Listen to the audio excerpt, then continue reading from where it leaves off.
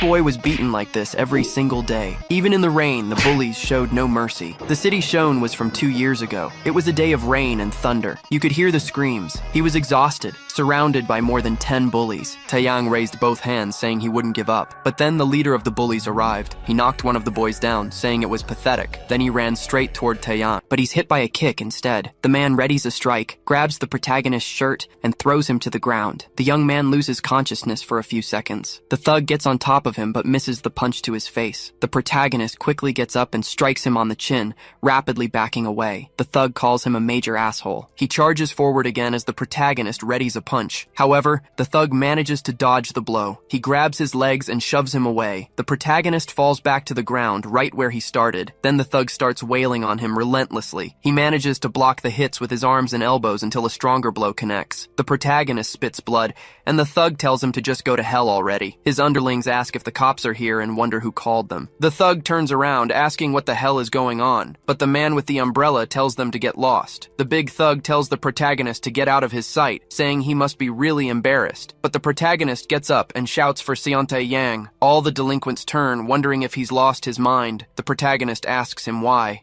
he's doing this. Taeyang replies that it's because he has to become Wang. About 20 years ago, the most famous violent gang in the history of Taeyang City in Korea was called Kumo, the worst nightmare for the city's police. Just when the city's security forces couldn't handle the brutal escalation of the situation, someone called on the phone. A police officer asked if it was true, if the Kumo bastards had been wiped out. That notorious gang was crushed by a single man. He then vanished without a trace, leaving the school with nothing but his coat. In honor of this heroic story, he was given the title of Wang, based on the name of the school he likely attended. From then on, it became a symbol for the strongest school in the region, and whoever held the title would be admired and feared by the students. This had an unavoidable effect on the juvenile crime rate, so Myeongwang was always a controversial topic. Yugwon Kang from Jimyong School was holding the title of the 16th Myeongwang, until recently, when he was found defeated on the ground. People comment that the new Myeongwang was from Ilwon, and that it was unexpected. A young man says that since he's a sophomore, he's the same age. Then a girl arrives and asks if he's the seller. She says it's nice to meet him and wants to know if that's the latest release from the Stoneland collaboration. The chubby guy just thinks she's very beautiful. He then confirms,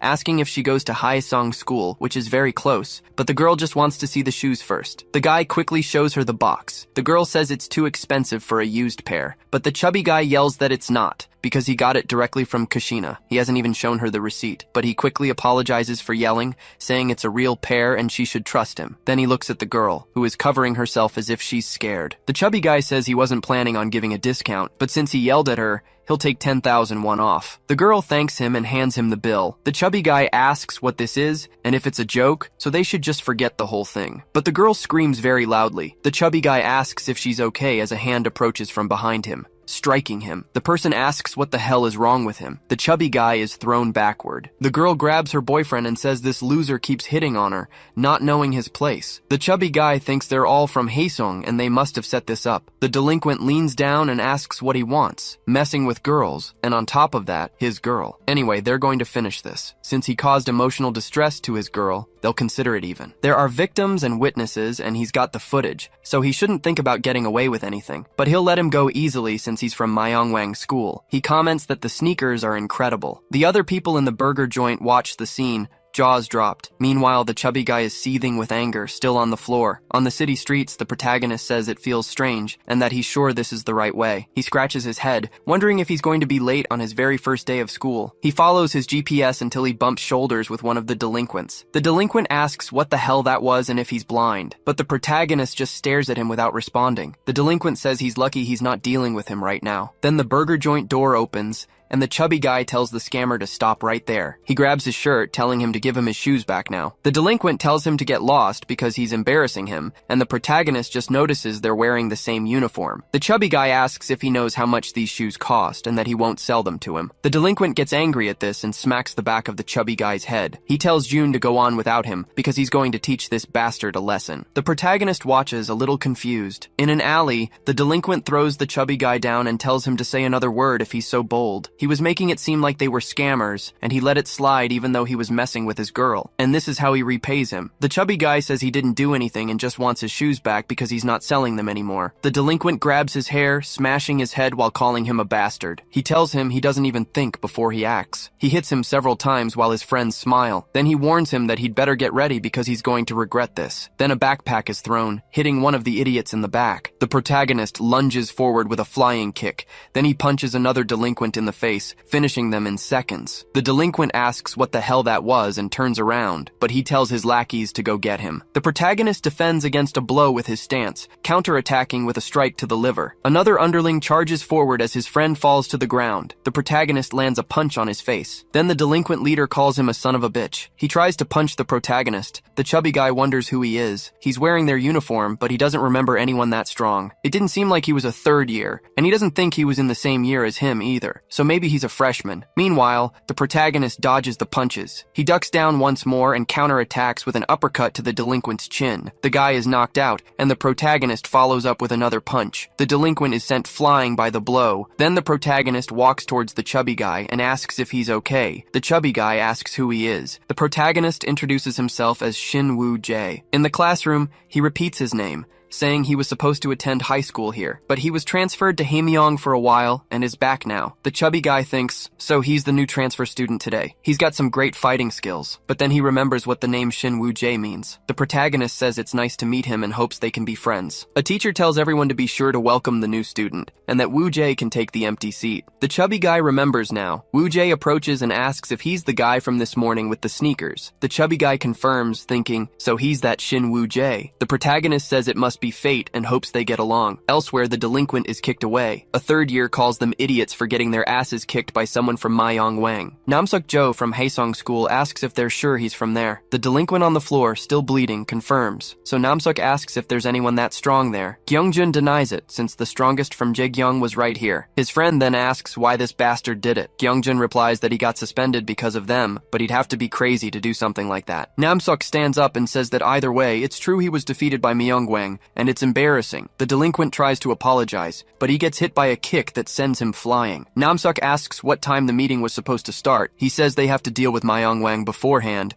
since he was very curious about who that idiot was. As the day goes on at Myeongwang High, the protagonist thinks that he wanted to transfer here. But it wasn't just about seeing Seontae Yang anymore. He wondered what he should do. The chubby guy approaches and calls out to his new friend, thanking him for his help this morning. Woo-jae says it's no problem and takes the drink, thanking him. The chubby guy wanted to ask him something. He asks if he's the first leader of the Dawn. He celebrates, ecstatic that it's really him. He can't believe he's meeting a middle school legend this way. But he heard the first leader of the Dawn was expelled. Shin Woo-jae asks who told him that. The day passes, and he explains that this was the reason he came back here. Woo-jae replies that he was right, and that he will take down the Dawn by himself. The chubby guy tells him to wait, saying he was probably out of their league, but the Dawn was on a completely different level. He quickly changes his tune when he sees him get angry and starts praising him, but says going alone against everyone would be insane. Shin Woo-jae says it's fine and tells him not to worry. He was dying to crush these guys anyway, and was going to send a message, but he wanted to know how. The chubby guy replies that he doesn't think he needs to worry about that. He points out that the guys in front of them were from Haeseong. He bets they're here because of what happened this morning,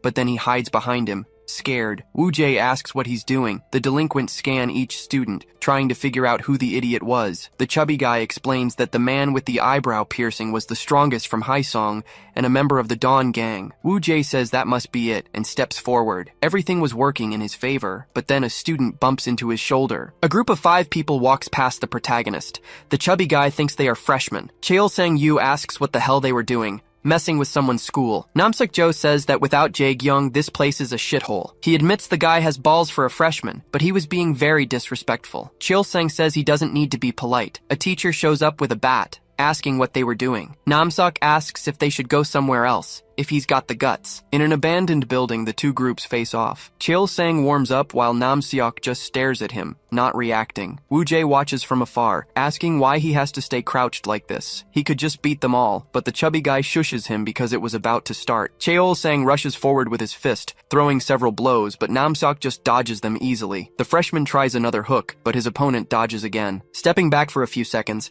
Cheol-sang tells him to take his hands out of his pockets. Namseok says he was trying to keep the fight fair and make it interesting. Cheol-sang lunges forward again, but this time his opponent counters with a kick. Namseok suddenly stops his attack and dodges one of the punches. The freshman grins as he lands a kick, saying he was too arrogant to call this fair. Namseok defends the blow with some difficulty. The chubby guy says he heard he was the best in middle school and has some skills. Shin Woo-jae watches without any reaction. Suddenly, Namseok grabs his leg, breaking his opponent's center of balance with a foot sweep. Cheol-sang falls flat on his back. Namseok grins and then kicks him. The guy writhes on the ground in pain, but the delinquent tells him to get up because they haven't even started yet. Cheol-sang gets up and tries to kick Namseok, but the delinquent just moves his hand forward and grabs his neck, punching Cheol-sang's chest several times. The guy falls to his knees. Namseok glares at him coldly, saying this arrogant bastard thinks he's all that. The chubby guy asks if they shouldn't help, but the protagonist was already gone. Namseok tells him not to be so arrogant and tries to kick him. Shin Woo-jae moves with surprising speed and repels his kick. Namseok asks what the hell just happened. The protagonist spins quickly and lands a high kick to the delinquent's face. Namseok is sent flying and asks what that was. The delinquent shouts that this was the guy from earlier. Shin Woo-jae asks if the bald guy was from the Dawn Gang. Namseok gets up,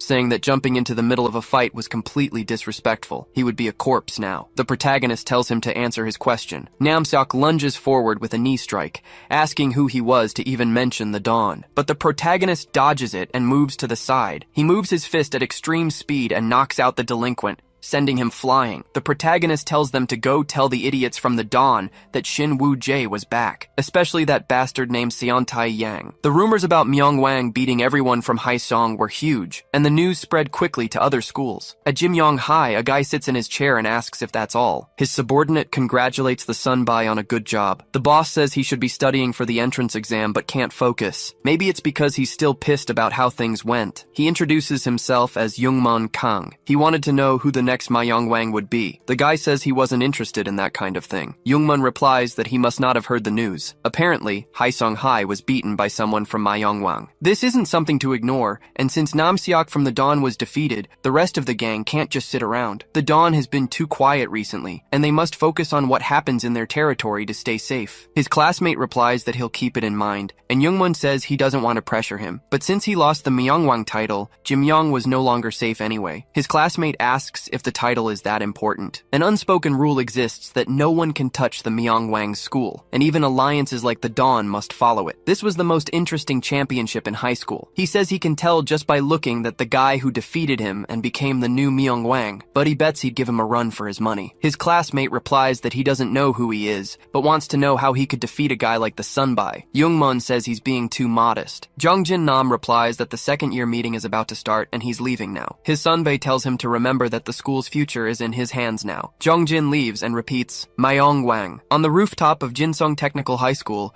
3 students face one. One of them charges at the giant guy, but he's grabbed by the shirt collar and thrown towards another. The 2 of them hit the ground hard. Another classmate starts to tremble with fear and tries to back away, seeing how terrifying the man was. He tries to attack with a punch, but his opponent just catches it, twisting his fist and making the delinquent writhe in pain. Some students open the door, looking for Hak Yang to help him, but they are surprised to see the fight is already over. A delinquent says he knew he could do it. He tells him he must become Myungwang and make Jinsung the strongest school. Hak Yang refuses and thanks him, warning that they should go before they're late for their new appointment. The delinquent grabs a bat, saying if he won't go, then he should just lose his life, but he's met with a kick that stops his blow. The delinquent is sent flying, and Hak Yang tells him to stop bothering him with that Myongwang bullshit. He was already the strongest of them all. As night falls on the city, under the sign of the dawn, a delinquent throws Namseok aside. Jongjin watches without doing anything. The giant man asks if Namseok was telling the truth, and the boy confirms that he clearly said Shin Woo-jae. Byunguk Kim says he hasn't heard that name in a long time, asking his buddies if he isn't right. Rhea-san replies that she'd heard some rumors about him and was curious, but apparently he has a cute side. Jungyeon Hong tells her not to let Seontae catch her saying that, asking if Hyukjun doesn't agree. Byunguk asks if that was everything the idiot had said. Gyeongjun confirms but gets punched in the face and is thrown aside, asking what the hell he was, calling him pathetic. Then he notices something as the door opens. A young man walks towards them. Byunguk speaks to Seontae, breaking out in a cold sweat. Rhea does the same, along with his other friends. Seontae Yang from Ilwon School was the new Myongwang. He takes a sip of coffee, asking if he was serious. Byunguk confirms that he transferred and heard he made a grand entrance. Seontae says the reason he called this meeting is that now that he's the Myongwang, he can no longer manage Dawn. So starting today, he's stepping down as leader. Everyone in the room is completely shocked by this. Rhea asks why he's doing this, saying he can't just leave like that. Byokuk agrees. Now that he's the Myeongwang, he should be leading Dawn even more. He wants to know why he's throwing away a perfect chance to make money. Rhea tells Jonyeon to say something, but the nerd just asks for the reason. Seontae replies that he wants to be a Myeongwang people will respect for a long time, just like his brother. Byokuk says that's right, asking if he was the 7th Myeongwang. Jonyeon coughs a few times to get his attention. Seontae replies that's the reason. To be a better Myeongwang, he needs to level up. Now Byokuk was the new leader of Dawn. Everyone comments that he's making a rash decision and wants to know why him. Seontae asks if everyone has forgotten why Dawn exists. Byonguk worked hard to expand their influence and brought in tons of money. That proves he's qualified to be the leader. Rhea asks why so suddenly, especially since Doyeon isn't even here right now. Byonguk slams the table, shouting, "That's enough of this damn talk." He wants to know since when do they challenge Seontae's choices. He asks the others if they agree, and Jonyeon replies that if that's the decision, he'll follow it. Seontae confirms that he is the new leader of Dawn. He will follow in his footsteps from now on, and Byonguk understands. But setting that aside, he wants to know about that asshole, since he seemed to know his place. Seontae replies that in that case, instead of dealing with him himself, why not have Hyokjun take care of him? Byonguk replies that it's a good idea, and as always, he's thinking ahead. Hyokjun should go and have a tearful reunion. But the man tells him to cut the crap. Byonguk tells him to watch how he speaks to his leader. But Hyokjun replies that he's leaving. Seontae says he'll meet him eventually, and it would be better now than any other time. Hyokjun confirms this without turning around. Outside, he walks to his motorcycle, wondering why he was back right now. He was being as reckless as ever. In a nearby car, Jonyeon asks why, of all people, he chose Byonguk. He wants to know if he doesn't think Hyokjun or Doyeon were better suited for the position, and if he just doesn't care about Dawn anymore. Seontae ponders this. Thinking that Dawn always just meant the end for him, he replies that Byonguk is a better fit as leader. Jonyeon questions if that means he trusts him so much. Seontae replies that if that were the case, he wouldn't have involved him in the first place, and if Byonguk tries anything funny, he can put him in his place. The nerd just nods. Seontae asks how Doyoon has been lately, since he hasn't seen him at school. Jonyeon replies that he was heading back to Hamyong City. Apparently his cousin had been beaten up by someone, and Seontae questions if he wasn't the strongest in the city. The nerd confirms this, which is why Doyeon was roaming the city, seeking revenge. Seontae replies that he probably just wanted a fight to see how strong he is, but he wants to know who was behind it, and Jonyeon says he doesn't know yet. He asks if he's just going to let it slide since he didn't even show up to the meeting and is doing whatever he wants, but Seontae asks what he's supposed to do. The nerd says that if he wants, he can go have a chat with him. Seontae tells him to forget it, because he can't handle Doyeon. He'll still be useful, so they should just leave it. Jonyeon just agrees with his sunbae. Back at Myeongwang School, people are spreading rumors. Some delinquents start to surround Shin Woo-jae and the new group following him. The protagonist gets a little tense about this. Even while he's eating, they're watching him, or at the urinal when he's taking a piss. Shin Woo-jae sighs, putting a hand on his face, wondering how long they're going to keep this up. Chil-sang asks his sunbae to please take him under his wing. The other underlings repeat the same thing. Shin Woo-jae tells them all to shut up. The chubby guy questions his long face. He should be happy his hubaes are his fans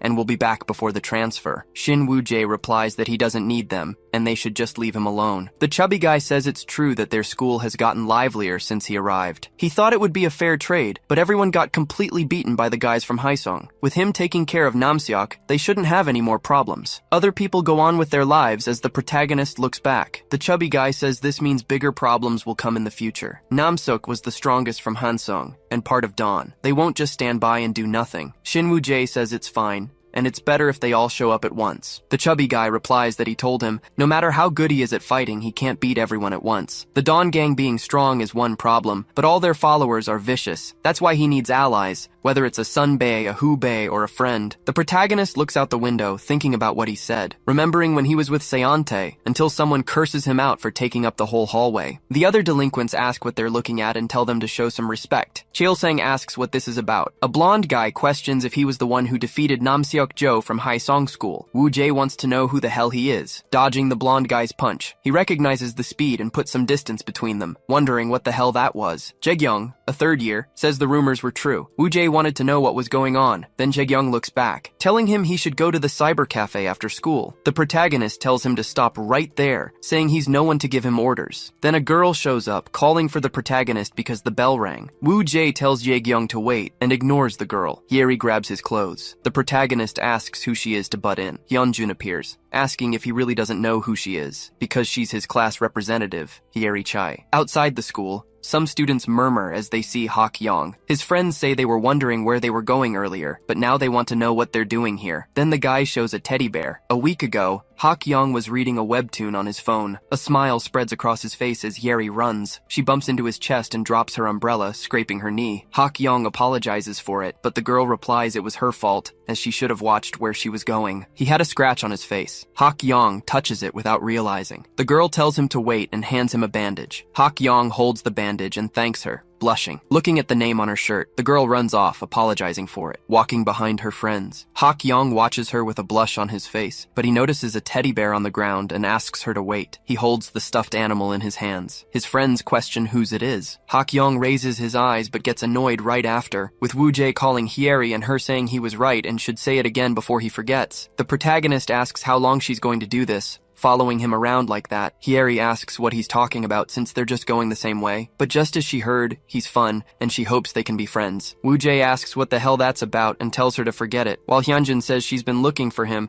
and has been a big help as the class rep, so it wouldn't hurt to be close to her, but he can't believe he doesn't know she's the class representative. Woo Jae asks who cares about that because right now, his goal is to crush Dawn. Hyunjin notices Hak Yong behind the protagonist and thinks he's huge. The guy asks who he is. Woo Jae gives his name and asks for his in return. Hak Yong introduces himself a bit shyly, his friends facepalm. Then Hak Yong asks about his relationship with Hyeri. The protagonist replies that she's his class representative. His friends ask if they aren't dating, and if she's just a classmate. Hak Yong says he made a mistake. He grabs the protagonist's shoulder, and Woo Jae notes he has a strong grip. Cheol-sang calls out to his sunbae, saying Jae-gyong was planning something. They stumble upon the scene with Hak Yong and wonder if he knows their sunbae. The protagonist swats his hand away, asking if he wants to fight. Hak Yong tells him to consider this a warning not to mess with Hyeri. Woo Jae remembers that and refuses, saying from now on, he'll make her life a living hell. Hak Yong's friends quickly pull him away since they couldn't give her the doll today because she had already left. Hak Yong glares at the protagonist as he walks away. Cheol-sang asks what that was all about, and if he's friends with their sunbae, but Hyunjun says no, he just seemed to know his class rep. Anyway, he wants to know what happened to them. They explain that Jae-gyong sent some underlings after Woo Jae, so they stopped them and handled it. He keeps a smile on his still bruised face as Woo Jae stares at him. He puts a hand in his pocket and tells them to stay out of his business. He doesn't want his friends to get hurt again because of him. Jae-gyong and his friends are playing at a cyber cafe. He keeps clicking angrily while his injured subordinates kneel before him, their heads bowed to the floor. Jae-gyong loses the match he's playing and slams his mouse. He calls them bastards, saying he told them to bring Shin Woo Jae earlier, but they lost to a freshman and came back empty-handed. He kicks one of them in the leg, asking what he has to say for himself. The guy explains it was Cheol-sang, the former leader of Myeongwang Middle School. One of Jae-gyong's friends mentions that a sophomore was acting arrogant near him earlier. He asks if Jae-gyong doesn't know him, even though they came from the same school. The blonde guy says no, and asks how he was supposed to know. Gyeongjun calls out to Jae-gyong, saying he's just off suspension, but is already looking for fights, especially in his territory. Jae-gyong smiles and tells his subordinates to get out. Gyeongjun shoves him in the chest, saying the bastard has a tough look on his face. If he wants to keep acting like Myeongwang's leader, he'd better learn his place. Jae-gyong asks if the crazy bastard doesn't understand his own situation. Gyeongjun gets pissed off and throws a punch at him. The blonde guy dodges the blow and stops his own punch right in front of him, warning that he can't handle a one-on-one fight, yet he's acting this way, so he should just leave, as he doesn't want trouble. Gyeongjun yells that he'll take him on, but Jae-gyong lands a punch, knocking the idiot down. He repeats that he couldn't handle a one-on-one fight. Gyeongjun asks his subordinates what they're waiting for and tells them to take everyone down now. A full-blown brawl breaks out. After a while, many delinquents are lying on the floor. Jae-gyong tells him to make sure to tell Namseok that he'll pay back what he did, with interest. Gyeongjun says he's not just messing with Haesong High now, and asks if he thinks the Dawn will just stand by. Jae-gyong says it'd be good if they came too. He needs to take them down anyway since he has to become the Myeongwang. Elsewhere in the city, Hak Yong's friends comment that he was mad about her being the class rep, and it seemed like they didn't have a good relationship. Besides, no girl would like a weakling. A real man needs to show his inner strength. Then one remembers the guy's name was Shin Woo Jae. The chubby one asks about a round of bowling,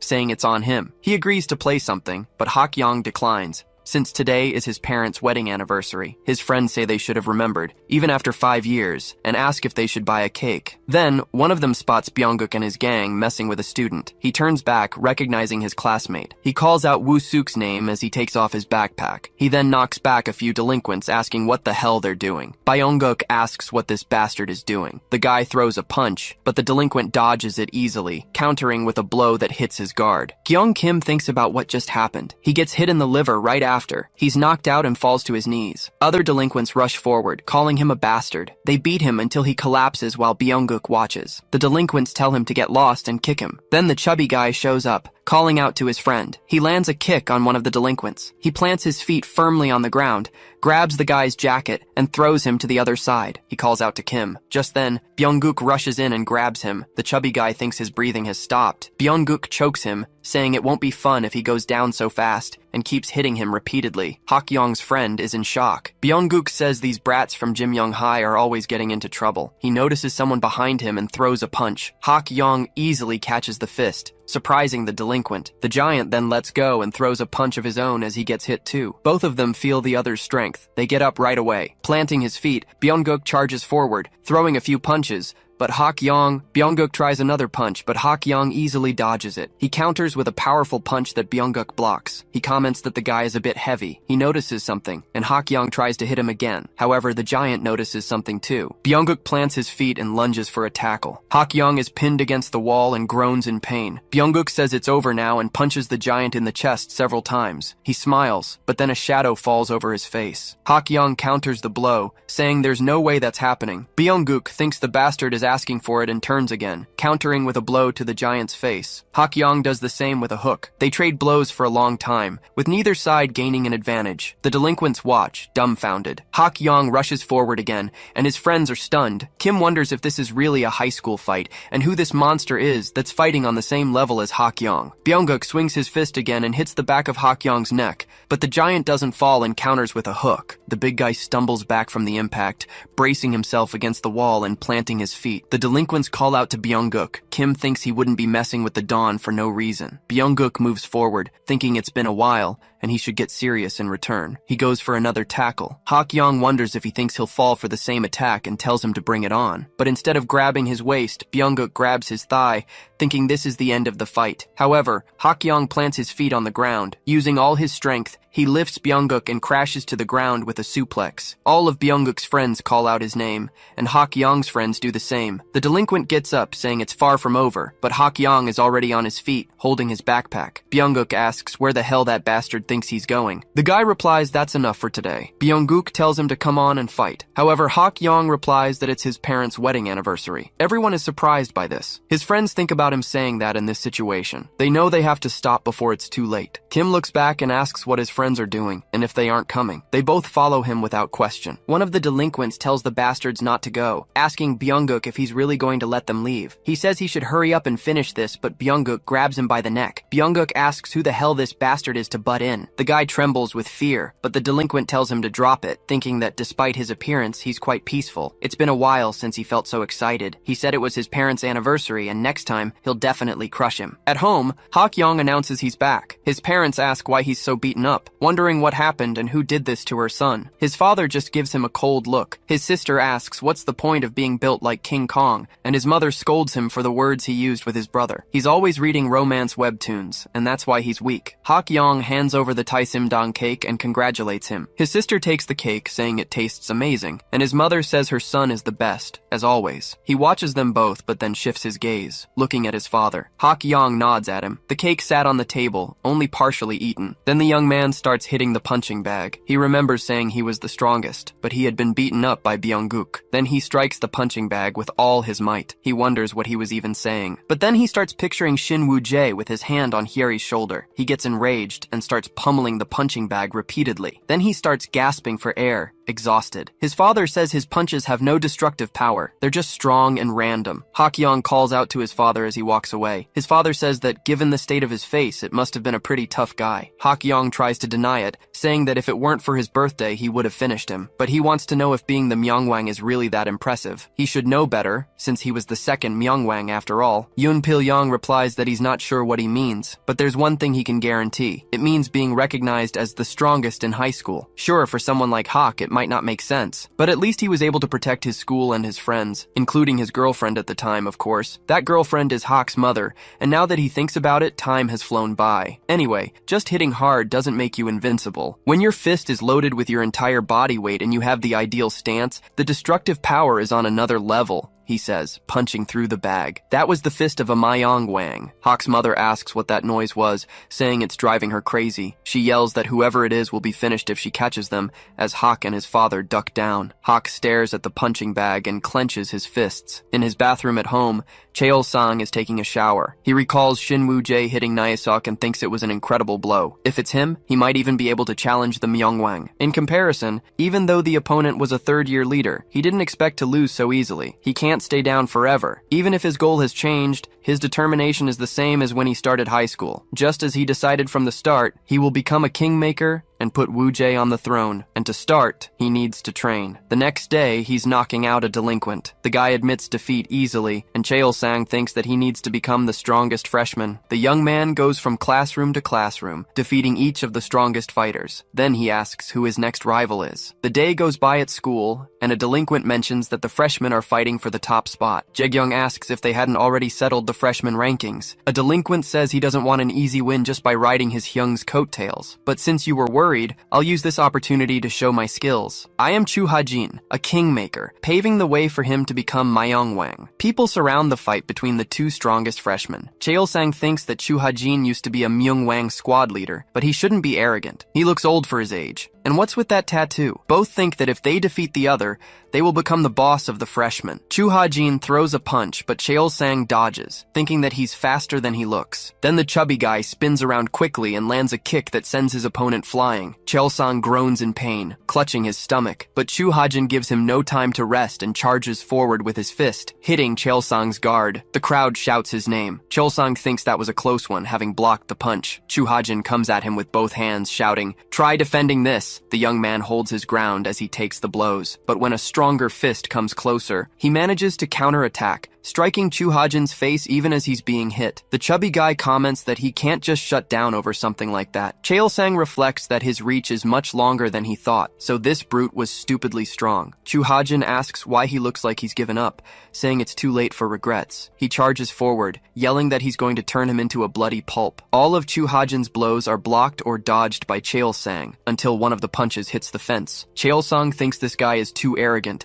swinging his fists so wildly. His wide swings are making him less precise. He wonders why he's remembering the fight with Namseok. Chu Ha-jin's hands were trembling with pain. Cheol-sang asks if he wasn't going to turn him into a mess. He wonders why he's just hitting the fence like that, since he's just going to destroy his own hands and get hurt. Chu Ha-jin gets angry and yells that he's a rat. Then he charges with another punch, but Cheol-sang dodges. Suddenly he remembers his last fight, and every cell in his body recalls that moment. He grabs Ha-jin's fist and moves, his own fist reacting instinctively. And just like that, he knocks out the chubby guy with an uppercut to the chin. Ha-jin falls to the ground and Cheol-sang breathes heavily. The crowd gathers and starts celebrating the victory, saying that this guy really won and has now defeated all the freshmen. Cheol-sang sighs tiredly and walks away from his friends, who ask where he's going. The young man says it's obvious. They need to find Sunbae Woo-jae. In the cafeteria, the protagonist and Hyunjun. The chubby guy repeats the word Myeongwang. Shin Woo-jae says that last time a freshman was about to talk about it. Lately, everyone's been talking about this Myeongwang thing, so he got curious. Hyunjun explains that it basically means being the strongest in high school. This whole thing started at our school. Since you've lived around here,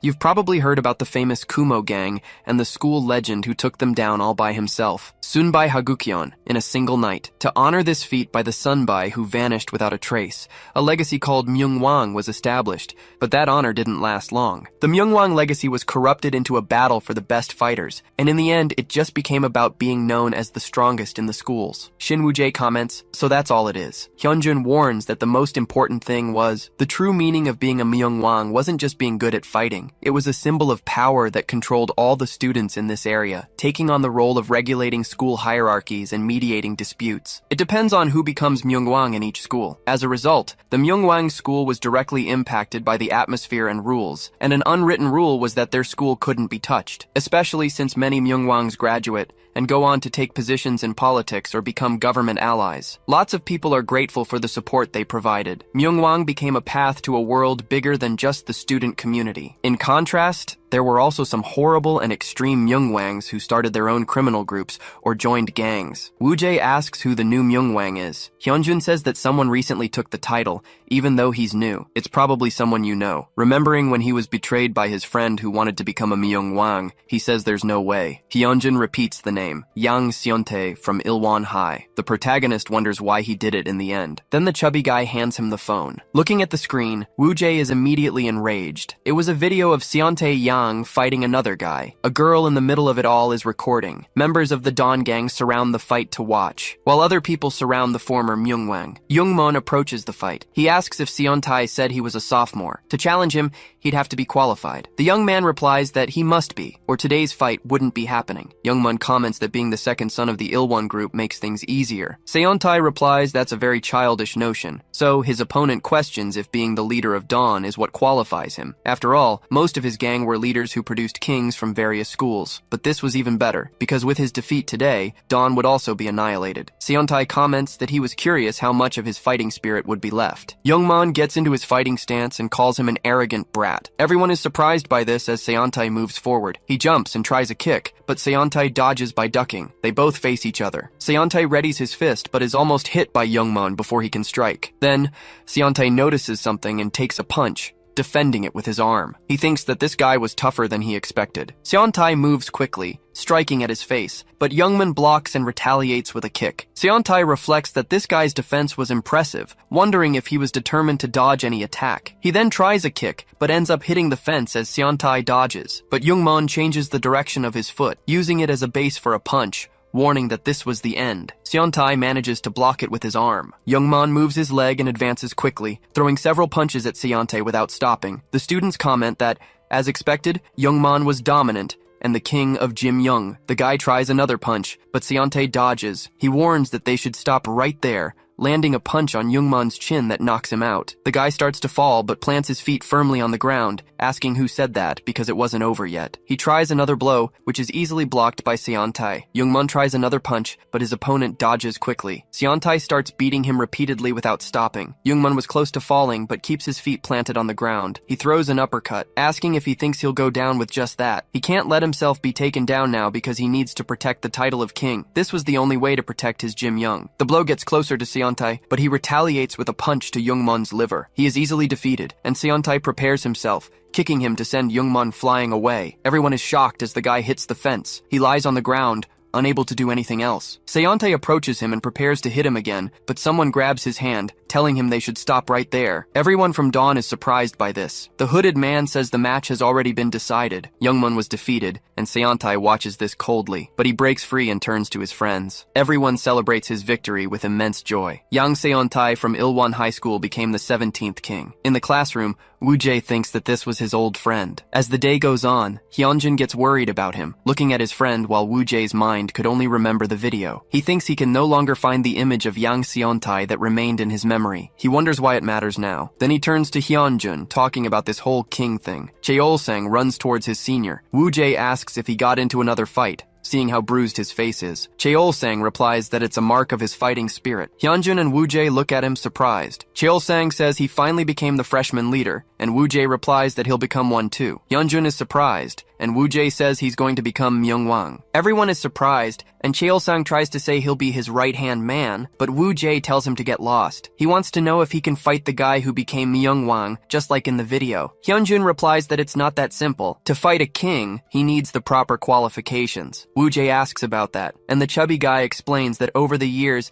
unique rules were naturally formed during the process of changing kings. These rules gradually refined into the current king system. Woo-jae asks what those qualifications skills were. Hyunjun explains it's about surpassing the existing king in strength and charisma. Woo-jae replies that in that case, he already has enough. But the chubby guy says he must first become the school's leader. If he dominates 5 schools that have produced kings, it's generally accepted that you have the qualifications to fight a king. Woo-jae replies that it was simple. Hyunjin disagrees, knowing he's strong after seeing him defeat Haesong High. But the opponents he would face with those qualifications wouldn't be easy, considering there are likely hidden dragons in every school. It was like walking into a storm. Woo-jae says becoming a hero in chaotic times wasn't a bad thing, but the chubby guy says it won't be easy to become the leader of his own school, and Woo-jae asks who the current leader is. Hyunjin replies that it's senior Lee Jae-kyung, which startles Cheol-sang. Woo-jae doesn't know who that is, and the chubby guy says it was the man who suddenly hit him last time. Woo-jae recognizes the blonde guy. Hyunjin comments that he doesn't know his real worth,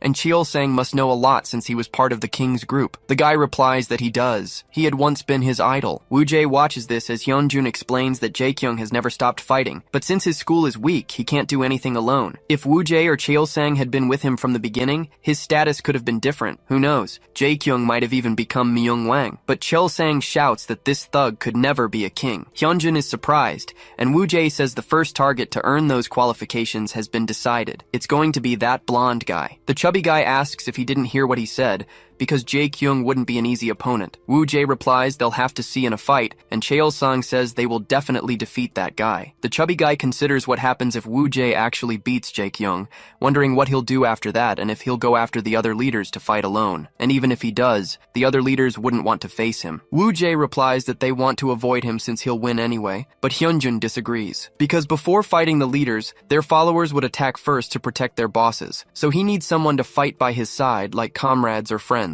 Cheol-sang replies that he's right there and will fight by his senior's side. Woo-jae warns that he doesn't really want to become Myung-wang, he just wants to fight Yang Seon-tae. Hyunjun asks what he means. Cheol-sang gets annoyed at his senior for saying such things because he should leave a great legacy. Woo-jae tells him to stop and not to regret it after fighting all this time. The guy calls his senior and asks if he was worried about him, while Woo-jae turns away annoyed. Cheol-sang celebrates that Woo-jae is worried about him. Woo-jae reflects that this is his fight alone, and he doesn't need anyone's help. It doesn't matter who they were or how strong they are. He would take them all down, and Yang Seon-tae should just wait, because he was going to hunt down his old friend. Elsewhere, Chu Ha-jin kept his head down as a delinquent kicked him for getting knocked out by a weakling. This loser should get out of there. Chu Ha-jin says he's sorry. Jae-kyung says that's enough. He never thought that guy could defeat Cheol-sang anyway. The delinquent asks about the second year, but Jae-kyung says he'll move on his own. If he keeps these two under his wing, his path to becoming Myung-wang would be closer. The next day, Woo-jae yawns while Hyunjin mentions that the other school leaders were determined. Cheol-sang wishes his seniors a good morning as he walks towards them, but Woo-jae walks right past him without answering, and Hyunjun is surprised. Cheol-sang is saddened by this. At the school store, the two are annoyed to see their favorite food is gone. Woo-jae complains it's a shitty day, and his friend agrees, but Cheol-sang shows up with the 2 slices of pizza, commenting that it was the most popular in school, just for his senior. Woo-jae replies that it's not his thing, and Hyunjun thanks him. Cheol-sang shouts that he can't just leave it like that. Woo-jae asks what he means. Cheol-sang replies that he should tell him what he likes, so we'll have it ready for him tomorrow. Woo-jae turns, asking if he's some kind of gangster to be served like that. Hyunjin jokes that he'll be the one tomorrow. Cheol-sang thinks that even if he's pushed away, he won't give up. But a few hours later, he wonders if it would be better to do just that. His friends ask what he's giving up on, and Cheol-sang replies that it's about senior Woo-jae, wondering why he didn't like him. Another friend comments that he was acting like he got rejected by a girl,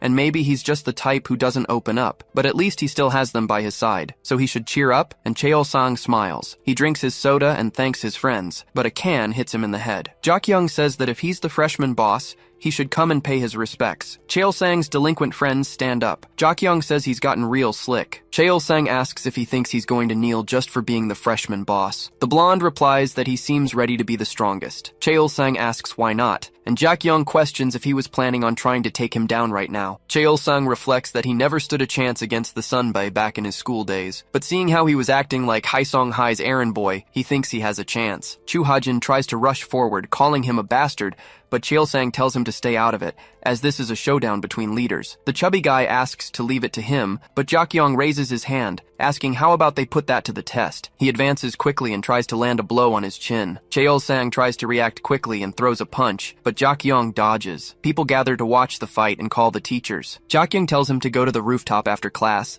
as he's going to teach him some proper manners. Cheol-sang gets angry and lunges at him, saying they should settle things now, but the blonde refuses and moves his foot up to his face. He says this reminds him that if he's coming on his own, he should bring Woo-jae, since he'll kill 2 birds with 1 stone. Cheol-sang thinks that he would go for him. He has to defeat him no matter what. This was the only way he could forgive himself for once admiring and following him like an idiot. On the way to the aura room, Woo-jae asks what the chubby guy is staring at. Hyunjun says he hasn't seen him around. Cheol-sang was usually walking around and saying hi to them, and Woo-jae says just thinking about hearing that makes him mad. It was nice not having to deal with him. Hyunjun stares at the protagonist without saying a word. Woo-jae asks why he's doing that since it's creepy, but the chubby guy wants to know why he's pushing everyone away, and not just Cheol-sang. He's never seen the protagonist talk to anyone else. Hyeri and the others want to be friends with him, but he's always hostile. Woo-jae asks if he's worried about him being antisocial, and says he has things to do. All he cares about is defeating Myung-wang, or rather, Yang Son-tai. Hyunjin asks what that has to do with making friends, and the protagonist replies that it's all meaningless. In the end, it's just a transaction, and when he wants to stop, the friendship breaks. He wasn't interested in going down that road again. Hyunjin asks what about continuing to hang out with him, but the protagonist replies that he's not his friend, he's his informant, and that's it. A lot of things had changed while he was away, and almost everything was different. So he was his best bet as a spy, and Hyunjin jokes that it's him, a reliable informant. Woo-jae says, speaking of which, he wants to know how he knows so much about things like Dawn, Myungwang, and other schools, because he doesn't seem like a delinquent or a social butterfly, and Hyunjin replies that it's because of that website. It was called the Myungwang Battlefield, and everything was posted there in real time. Woo-jae asks if they don't have anything better to do, and the chubby guy says they find it fun, and the ranking stuff is interesting. The protagonist comments that it's immature and they should be studying if they're bored, but Hyunjun says he doesn't know if he's one to talk. Woo-jae yells that a student should study, and that he originally planned to focus on his studies. The chubby guy wants to know how his math performance was going, but it was going to be tomorrow, and he shouldn't blame him since he was the one who brought him to study in the first place. A delinquent calls out to Woo-jae and asks for help. The chubby guy comments that Cheol-sang is being beaten up by Jae-gyung's gang. Woo-jae questions if fighting is all they do, and why they are coming to him like this. Hyunjin asks if he's not going to help, but the protagonist replies that he's not going to lose his life. But he seriously wants to know if he didn't think it was cowardly to leave him like that, because a real friend would stick by his side until the fight is over. The delinquent understands this and yells that he wants to fight with him too, but he was no match for them and only got in his friend's way, so the only thing he could do for him was this, begging for the protagonist's help to save his friend Cheol-sang. Woo-jae looks back, remembering the past where Seontai said they had more enemies than expected, but he should stay close because he would protect him. The guy complains that he should stay calm because he's by his side, betting that they are best friends. Woo-jae calls Cheol-sang's friend and asks where that idiot is right now. A delinquent is thrown across the rooftop. Cheol-sang's group was defeated, with only him keeping his guard up, while Jae-kyung's group had minor bruises. He asks if that's the best he can do with that attitude, because they should put an end to this. Chu Haiji suggests that he finish off Cheol-sang. Jae-kyung tells him to feel free and just not to waver. Cheol-sang says the fight isn't over yet, so he can't leave, unless this madman wants to be beaten up again. Chu Haiji rushes forward with a punch while calling him a bastard, and Cheol-sang dodges, thinking that if he falls for a meaningless punch like that, he doesn't have time to entertain a meathead like him. He grabs Chu Haijin's head and knocks him out with his knee while telling him to get out of his way, if it's just one opponent for him. Rushing towards Jae-kyung, he tries a punch, but the blonde easily dodges. Jae-kyung moves his hands quickly, grabbing Cheol-sang's shirt and hand, telling him to stop this. Cheol-sang asks what happened to him while remembering his past. Then he holds Jae-kyung's hand, calling him Hyung right after. In the past, a delinquent hits Cheol-sang. Gyeongjin Bai, a third year from Ilsuk High, comments that this piece of shit was acting way too arrogant. Cheol-sang questions who he thinks he is to scare him, as he has no idea who they're messing with. Gyeongjin pretends to be scared while Namseok watches. That delinquent asks what he thinks he's doing, staring like that. Then he punches him in the face, telling him to look away. Cheol-sang raises his hand to defend himself and hits Gyeongjin in the face. The delinquent gets angry and hits him, but Namseok stops him by kicking the guy. Cheol-sang loses his breath for a few seconds, and his friend asks if he's okay. Namseok says that if he can't do it, they'll end it right there, telling him to get lost. Until suddenly, Jae-kyung tells these idiots to stop, wanting to know who they think they are to take over Myeongwang. Nam-seok gets angry and calls him a bastard. Jak-young comments that they were really feeling full of themselves, and it was time to teach them a lesson again. Nam-seok yells to knock out this bastard first. Then the man replies that he's right, and they should come at him, knocking out every single one of the Ilwon High underlings. Cheol-sang watches this with admiration as he clenches his fists. The fight ends with everyone lying on the ground. Jak-young comments that it's clear who the winner is, and they should get out of there. Nam-seok questions who he is to be the judge, so the guy replies, asking why he doesn't come at him himself this time, since he's still more than enough to beat him up.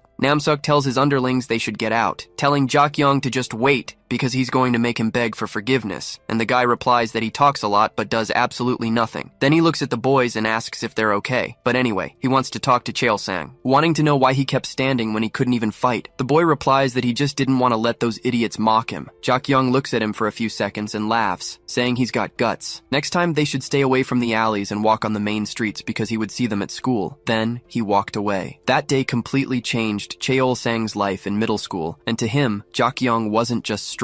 The next day he calls out to his sunbae because he was rough and unpredictable. Jak-young remembers him from the night before, and they start walking together. And that's how, in the beginning, Cheol-sung started following the group. But anyway, over time, they spent more time laughing and talking. Their friendship grew, and they became best friends. He started going to the rival schools' battles. His punches were slow at first, but being near him made him stronger, and time made their bond more solid. Cheol-sang opens the door and calls for his Hyung. He says he heard that high school selections were over, and wants to know where he's going. Jak-young replies that he's going to Myeongwang. Cheol-sang questions this decision. Jak-young answers that he had no doubts. It was a divine sign that he would become the Myeongwang, but the boy didn't know what that was. His friend explains that he probably doesn't know because he's a freshman, but it was like being the king of high school, the Lord of the Fists. Cheol-sang comments that it sounded epic, so he would go to Myeongwang High too. Jak-young questions if a nerd like him would do that, saying he should be looking at science or private schools. Cheol-sang replies that if he's going to become the Myeongwang,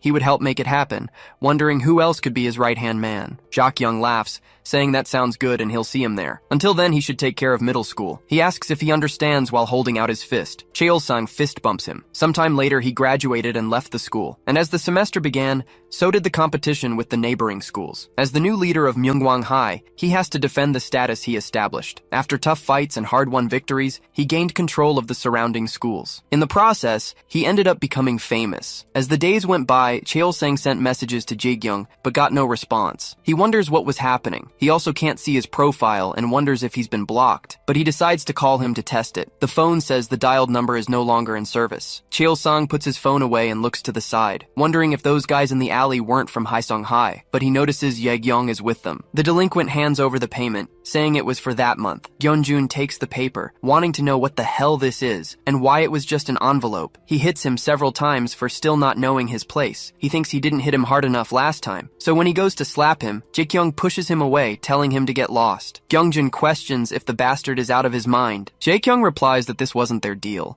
but Nam-seok puts a hand on his shoulder, commenting that it's very frustrating. He wants to know if he's joining the gang or not, because he has to cooperate if he wants them to speak well of him to the boss. Jae-kyung shoves his hand away and replies that he'll do it right next time, so they should let this one slide. Nam-seok says he still can't cut it. He has a monthly quota to meet. If he keeps slacking off like this, they'll have to invade Myeongwang themselves. He asks if all his students should get beaten up like last time, imagining how pathetic they were. He's only doing this to save his face. Jak-young replies that he's full of shit. He barely got a spot in the gang after beating up weaker kids, and now he's talking like he's in charge. He asks if he isn't embarrassed, and if this is his real ally. Yeonjun asks what the hell he's talking about. Nam-seok bursts out laughing and asks if he wasn't the one who got defeated by younger kids. Jak-young tells him to shut up. Nam-seok says he wasn't just beaten, he must have gone crazy, because in the end, he knelt in Yeonjun's pants and begged for his life. Jak-young grabs his shirt, screaming that he's a bastard. Nam-seok pushes his hand away and curses him. He asks if his brain works or if he's an idiot, since he heard Jim Young-hae was out for revenge. The leader of Dawn was going to become the new Myeongwang, and the gang members would take over their respective schools. So whatever he's planning, he'd better give up. They'll let it slide for now, but he shouldn't mess up next time. The Haesong High gang walks away. talking about going for a drink. Jak-young stays in the alley for a few seconds, then turns to leave, until he hears Cheol-sang call his name. Jak-young turns around, confused. Namseok asks if they know him, and Hyunjin replies that he's that idiot. Jak-young pushes the delinquent and tells them to go get their drinks. Cheol-sang pushes past some of the thugs looking for his Hyung, but Jak-young rushes forward and punches him in the face, asking what his problem is and that he should get out of there. Namseok tells him to take it easy, since he looked like his subordinate. Jak-young spits on Cheol-sang and says just because they went to the same school doesn't mean they're friends. The boy stays on the ground, wondering why. Over time, Jak-young starts bullying other students. Cheol-sang got into the school as planned, but when he saw him again, he hurt him. They both walk, but in opposite directions. Cheol-sang looks back, thinking that the person he once admired had been completely wiped from existence. Back in the present, he questions what the hell happened to him. Calling him Jak-young-hyung, the blonde asks who knows about that. He punches him in the stomach, saying he was always too talkative. Cheol-sang kneels on the ground from the force of the blow. One of his underlings crawls toward him. Jak-young crouches down and asks why his little friend hasn't returned yet. He wonders if he didn't run to ask that bastard Woo-jae for help, or maybe he went to save his own skin,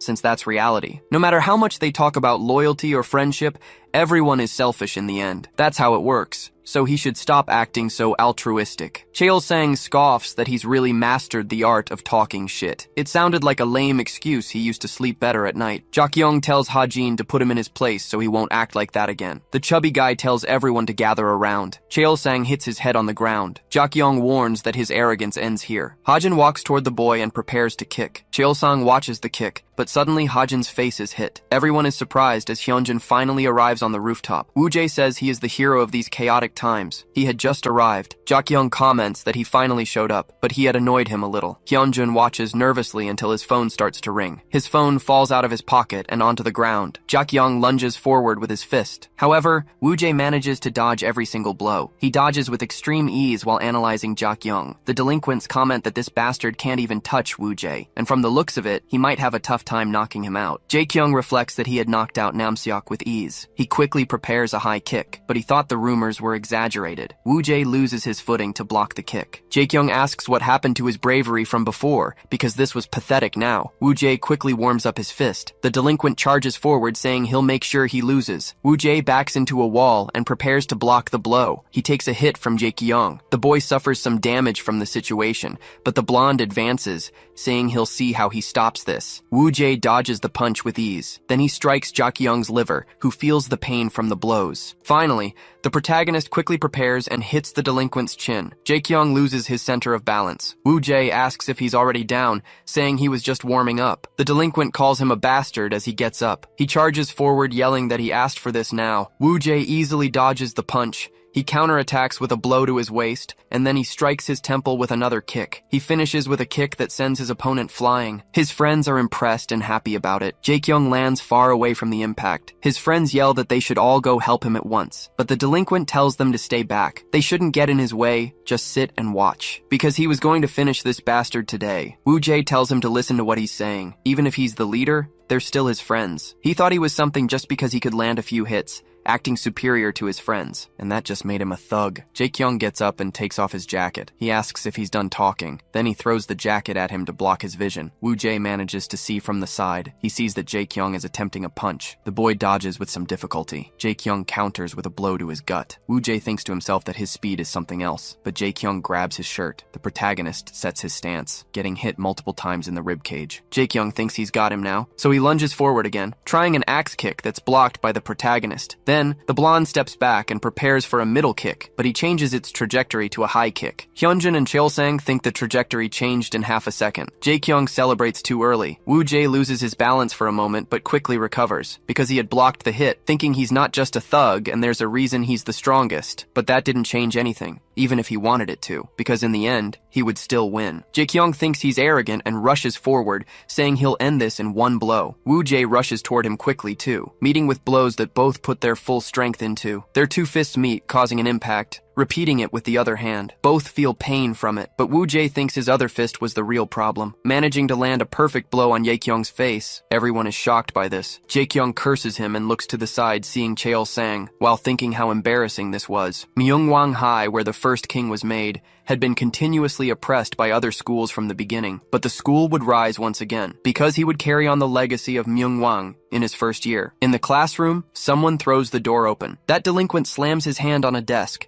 saying that to make sure the juniors have an easier time at school, they need to pay a protection fee to their seniors. Jae-kyung laughs, saying he can make extortion sound pretty, but he should stop ruining the legacy of the first Myeongwang and shut up. The delinquent asks what that asshole's problem is. Jae-kyung asks why they don't just be more honest, and just say they're paying tribute to Haesung High. Another delinquent tells Jae-kyung to shut his mouth, but the guy says to make him if they can. They all rush him, and so it began. In another room, a boy says he has no money because he paid last week. The delinquent asks if he ate yesterday, repeating the question when the boy doesn't answer, so he says yes. The delinquent asks if he ate today, and the boy says he only had breakfast. So Munsu keeps hitting him, saying he stuffs his face with food, but doesn't pay the protection fee, shouting for all the idiots to know who keeps them from being beaten up outside. If they want to keep coming to school without trouble, they'd better cooperate, until Jae-kyung opens the door, asking if he hasn't given up on this yet. Munsu tells him to stay out of it, but the guy says to do something about it since he's only doing this because of his useless seniors. Munsu tells him to shut up. Jae-kyung replies that if they were strong, they wouldn't be pushing this fee,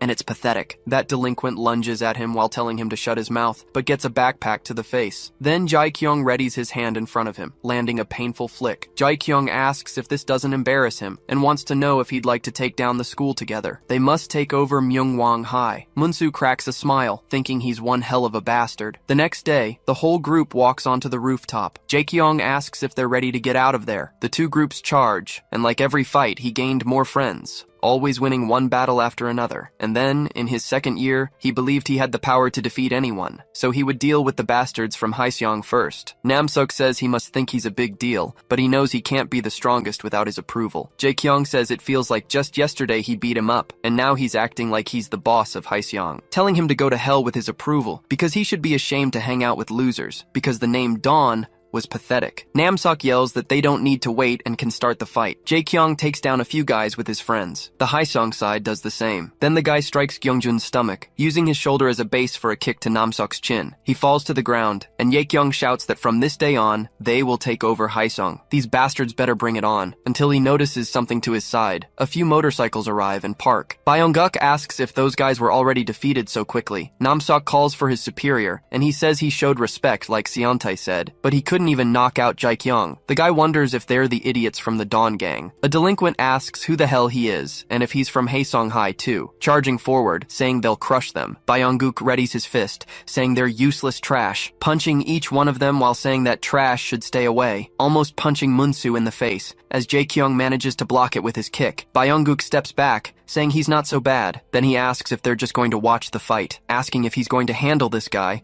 because if he's scared, he can go after the weaklings. Hyokjin walks towards them. Byung-guk says they should see if he still knows how to do it. Jae-kyung tells him to take off his glasses if he doesn't want to go blind. Hyokjin takes off his glasses right after and puts them in his jacket. That guy comments that he has a nasty look in his eyes. As the man prepares for the fight, Jae-kyung is easily thrown aside, completely defeated, breathing heavily. Byung-guk asks if Munsu isn't going to open his mouth like before. Jae-kyung thinks they could stop, that it's enough, yelling for them to get the hell out. Because he lost, and they should just stop it, please. Namseok and Gyeongjun think it serves him right to say that. Byung-guk replies that this is too boring. Hyokjin gets angry at this and kicks Jae-kyung away. The guy wonders if this was all he could do. Another day at school, they're resting on a couch, wondering if this was really as far as he could go. Munsu asks if he heard that Jinwon from the third year was defeated, and can't believe someone so weak was the strongest in their school. If they had just beaten him up first and taken his place, but he notices his friend is down. So he asks why the other guys aren't here yet, until he looks back and sees the guys from Haesung, as Namseok asks if they're holding up well. Munsu asks what the hell they think they're doing here, until he notices something and asks why his friends are on the other side. Namseok replies that they were smarter than the losers, for sure. Munsu asks what the hell he just said. Namseok replies that everyone knows the school is trash, but recently it's been a laughingstock. Even though it's where the legacy began, everyone is weak. Munsu asks who he thinks their leader is, and Jae-kyung says he's full of shit, and asks if he's looking for a fight. The bald guy asks what's with the attitude, saying he came to defend him, and if he's planning on getting revenge, he shouldn't even think about it because he'll be digging his own grave. Jae-kyung glares at him coldly, filled with anger, saying they'll see who runs in the end and that he should call his gang, because he's going to settle the score from last time soon. Namseok asks about Hyokjun, because he's a first year from Cheonggu High, and that giant was a first year from Mokjong High. The Dawn Alliance comes from the southern part of the Yunha River. Not only does their boss come from a rich family, but he's also strong enough to crush anyone and would restore Myungwang's legacy. Jae-kyung asks if he's seriously going to talk about guys younger than him, and Namseok says he's in no position to talk bad about these little delinquents. He should hear that Dawn was going to be the center of Taeyang, and the city of Hamyang was heading there. The guy says he talks too much and should get to the point. Namseok tells him to stop acting like that because he's going to cooperate with him. If he does, he'll acknowledge him as the strongest at Myungwang High. If he keeps this up, he and his partner will have a tough time. Jae-kyung yells that he's an arrogant bastard, and Munsu tells him to calm down. Gyeongjin says that from now on, they'll use him to say what they want. Munsu asks if he not only betrayed him, but is also going to be an errand boy, and the delinquent replies that it wasn't that cool. Namseok shouldn't make things worse by trying to be the Myungwang. It's better to just play school leader and make some money. He has to survive in this world, and he'll see how much more he offers. Only then will he see the guy who will take down his leader, someone the same age as him, going around to different schools to claim the title of Myungwang. Jae-kyung thinks he remembers Yugman Kang now. He had to hold back for now. No matter how humiliating it was, he would have to swallow his pride. Namseok comments that since he's cooperating now, nobody got hurt, which is good. He says he'll deposit 10% into his account. The chance for revenge was coming, and Jae-kyung would make it happen. He had been enduring for this very moment. The boy asks where he can find the other guys from Dawn. Namseok replies that things have been tense, and he's already spoken to them. Gyeongjun shouts for Namseok, yelling that something was posted on the Myungwang battlefield. The 16th Myungwang was completely defeated by the Hamyang City Alliance. Namseok looks at his phone, startled. He comments that Dawn was calling him. Munsu asks who that guy was, and Jae-kyung replies that he's leaving. The next day, he goes to Jimyong High, wondering who this guy was and how strong he had become. The Myungwang who could fight the Hamyang City Alliance. Then he shouts, demanding to know who Youngmun Kang is. He should show himself and see the face of the self-proclaimed Myungwang. Two delinquents ask who this idiot is, making all this noise in the hallway, and if some moron from Myungwang High was looking for trouble. Jae-kyung replies that he has no time for underlings and asks about Yugmon. The two advance, wanting to know who the hell he thinks he is. Jae-kyung dodges a punch and grabs his hand, throwing him to the ground. Then he looks to the side and kicks the other delinquent. He falls to the other side of the hall, and Jae-kyung grabs the delinquent's hair, asking if he doesn't know they can't mess with Myungwang High. But Jae-kyung replies that he doesn't care about that, until he notices something and attempts a high kick. Both delinquents turn and call out for Youngmun. The Myungwang manage to block the kick. Jae-kyung wonders if this idiot was him. Youngmun throws his jacket on the floor and asks why he's doing this here. The boy asks if he's the one who took down the entire Hamyang City Alliance. The Myungwang asks if that's what he's talking about, and Jae-kyung tells him to answer the question. Then Yugmon sighs deeply. He comments that he thought things would quiet down, but seeing delinquents like him, it was too soon to relax. Jae-kyung charges forward with his fist, calling him a bastard, but Youngmon just blocks it easily, holding his hand tightly as Jae-kyung lunges again, telling that bastard to get out of the way. Youngmon moves quickly and blocks his strike, counterattacking in a single motion. He replies that this answers his question, and Jae-kyung thinks that he wasn't just going to talk. Youngmun tells him to leave,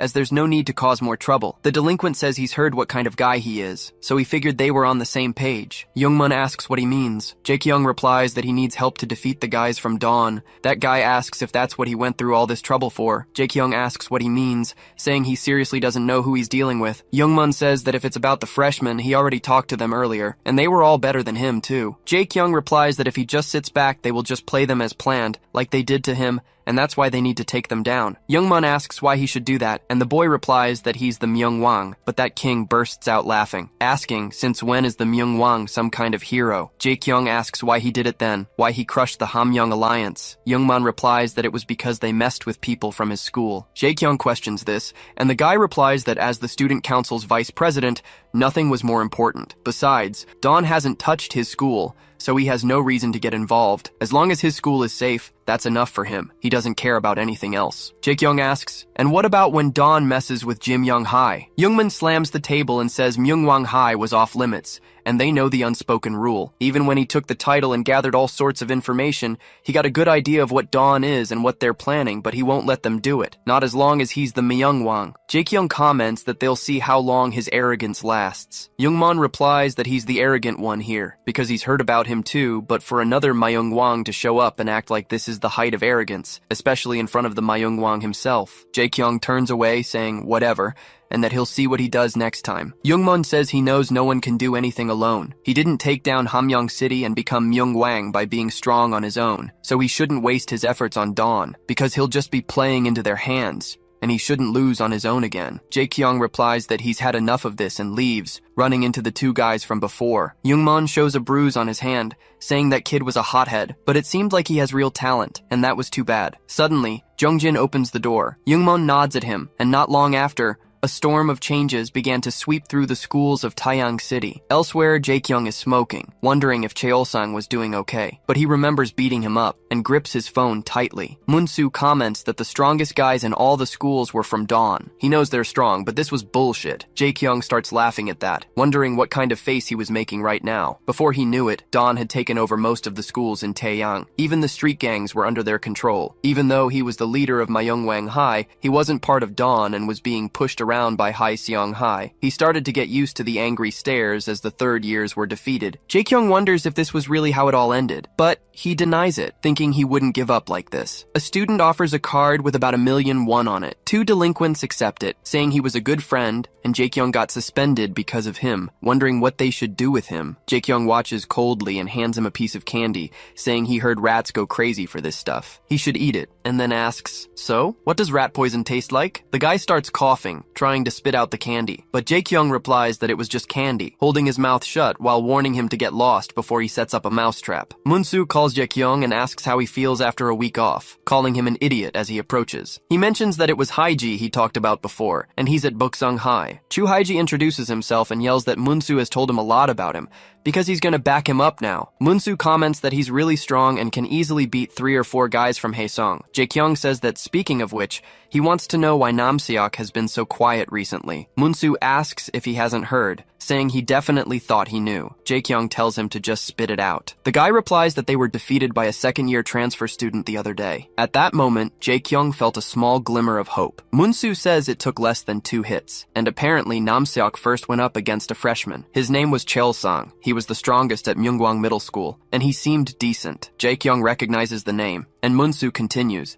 saying that with Hajin and these two, they could get some things done. With them by his side, the boy could become the Myungwang. He starts regaining consciousness, thinking he's going to do it. Munsu yells for him to wake up while Jaekyung thinks he is the Myungwang. His friends ask if he's okay. Woo Jae walks away as his friends watch in shock, commenting that he seems to be awake. Jaekyung asks what happened, but then he remembers and looks to the side, coming face to face with Woo Jae, wondering if he lost, but he tries to get up because it isn't over yet, telling that bastard to come at him. However, he falls to the ground, and Munsu calls out to his friend. Jaekyung tells him to get out of his way, asking what he's talking about because it's useless and annoying.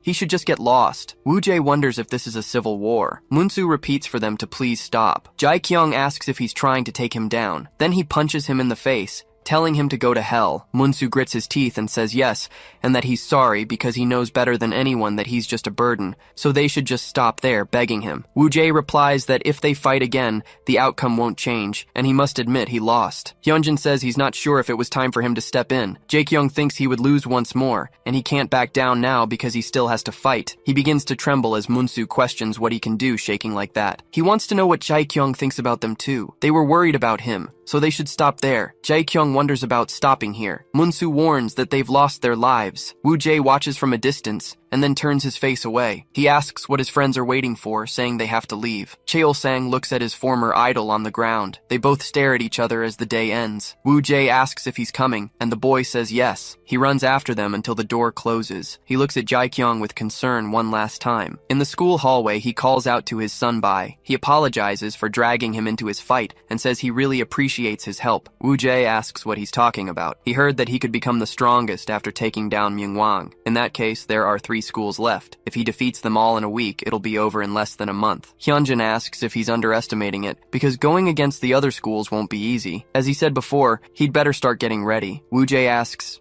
"For what?" The chubby guy replies that he needs companions, but the protagonist still thinks it's unnecessary. Hyunjin asks if he thinks the other students will let him fight their leader so easily. They would protect their school, so he would get tired before even reaching the boss. The chubby guy quickly confirms this. He says that he needs help, especially if he plans to fight Myungwang. Cheolsang replies that's them, and asks if his friends are coming too. Woo Jae asks why he always gets in his space, and Hyunjin thinks he could become a decent ally. He says these guys are exactly what they need because they don't just follow him for being absurdly good at fighting. Maybe it's because of his overwhelming charisma. To be honest, he doesn't really hate Cheolsang and even ate the pizza he bought. Everyone is surprised by this. Woo Jae covers the chubby guy's mouth, saying he gave him money to pay him back. Cheolsang cries, and Hyunjin continues, saying they don't expect much from him. Woo Jae calls out to everyone, and they respond. Then he asks if they think they can keep their heads down and not screw things up. Everyone confirms, and Woo Jae tells them to do whatever they want. Cheolsang asks if this means they can follow him, and Hyunjin confirms it for them. Everyone celebrates and starts walking behind their sunbae. Hyunjin thinks it's finally over and checks his phone. He sees a group where people are betting on Jaegyong, but the chubby guy argues that Woo Jae won and runs after them. A few days later at Jimyong High, some students are arguing because one borrowed money and hasn't paid it back yet. The chubby guy says he's complaining so much over chump change. He managed to get money to bet, but not to pay back his friend. The big guy then punches him in the face. He grabs a chair while saying he wasn't in a bad mood. All the students are stunned as the chubby guy was about to beat up his friend, but the chair is stopped, and Jongjin tells him to put it down. Everyone comments on this as the boy stares him down. The big guy yells for him to let go, so Jongjin throws him away. That big guy complains that he's a self-righteous jerk, but he goes silent when he sees the chair in front of him. Jongjin asks what was going on there. The boy mentions that the big guy took his money to bet and still hasn't paid him back. Jongjin asks about a bet and says he'll take this to the student council office. Elsewhere, a cashier announces that the food will cost 93,000 won. The chubby guy says he'll pay. This surprises Hak Yong and Kim,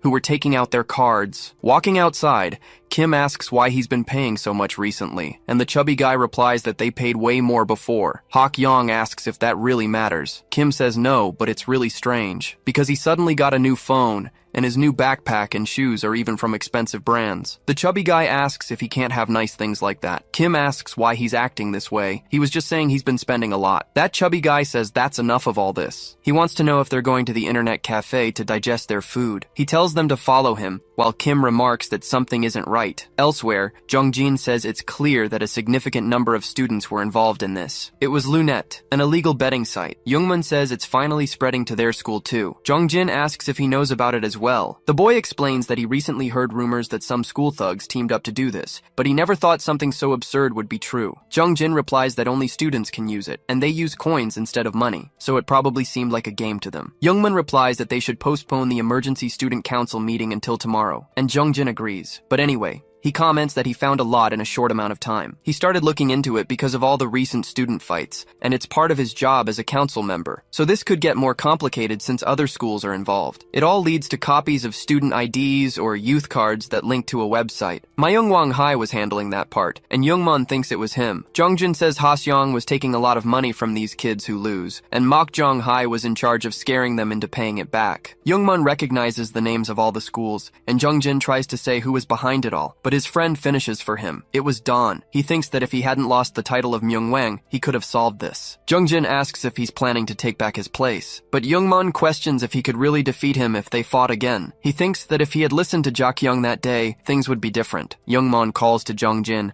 asking why he doesn't become Myungwang instead. The boy asks what he's talking about, but dodges a punch from him. Jongjin wants to know what he's doing. Youngmun throws his fist once more, but it's blocked. Then the boy replies that he knew it. It was him, that hooded man. It was his turn to protect Jim Young now. Jongjin Nam must go and win the title of Myungwang. The boy asks what his sunbae is going to do about the hole. Youngmun runs off, saying he just remembered he had plans, and Jongjin calls out to his sunbae, but he clenches his fist, thinking there's no running from this anymore. Elsewhere, Byung-guk crushes a can and asks where the hell they were. Nam-seok says he'll call Jong-young, but the two of them walk through the door. Byung-guk throws the can, asking where they've been. The nerdy guy easily catches the can. Byung-guk asks what's the point of having a motorcycle if if he's always late. Then he calls him a bastard. Jung-young replies that the Lunette meeting took longer than they expected. Profits have been stagnant for a few weeks, and as expected, they were only targeting students with clear limitations. Namseok was handling things at Myungwang High, but now they're planning to place a leader in each school. They are also going to open Lunette to other areas in a month. Namseok asks if the deadline isn't too short, because if they increase the interest rate like that. Jung-young replies that Lunette can be quite profitable, but it has many limitations and weak security. The next project is almost ready anyway. Namseok asks what will happen to him if Lunette ends. Jung-young tells him not to worry, because they still need their Sunbae. Byung-guk says he's a smart-ass kid, but anyway, he wants to know about the thorn in the side of the gang loan sharks recently, because he knows how impossible it is to collect from them. Hyuk-jun and Mercury wouldn't hunt those guys down. Namseok replies that it's difficult to control the new leader of Myungwang. Byung-guk asks who the new leader is, and Namseok answers hesitantly. Then the giant says it must be that bastard Woo Jae. He asks if Hyuk-jun would really defy Seontai's orders. The boy tells him to shut up. He'll deal with it. Byung-guk asks if he wants him to step in, or if he's hesitating because they used to be friends. He wants to know why Seontai even accepted him, since once a traitor, always a traitor. Hyuk-jun rushes forward, telling him to shut his mouth, and Byung-guk runs at him, saying they should settle this now. However, the fight is stopped by Jung-young. He replies that he doesn't want to be disrespectful to the others, so they should stop right there. They both stare at each other, and Byung-guk turns away, saying that as a leader, he must be honorable. Jung-young responds that he hopes he won't go against Seontai's instructions. The chubby guy comments that he's a bit lost, and the nerd asks why he wasn't targeting Jin Seong. It wouldn't be easy to get them into his gang. Byung-guk says there's someone he wants to deal with no matter what. Just then, Rhea arrives and Byung-guk asks why she's late. The girl replies that she was busy, as he knows. Byung-guk says she looked like a little fox, and the girl complains about it. But anyway,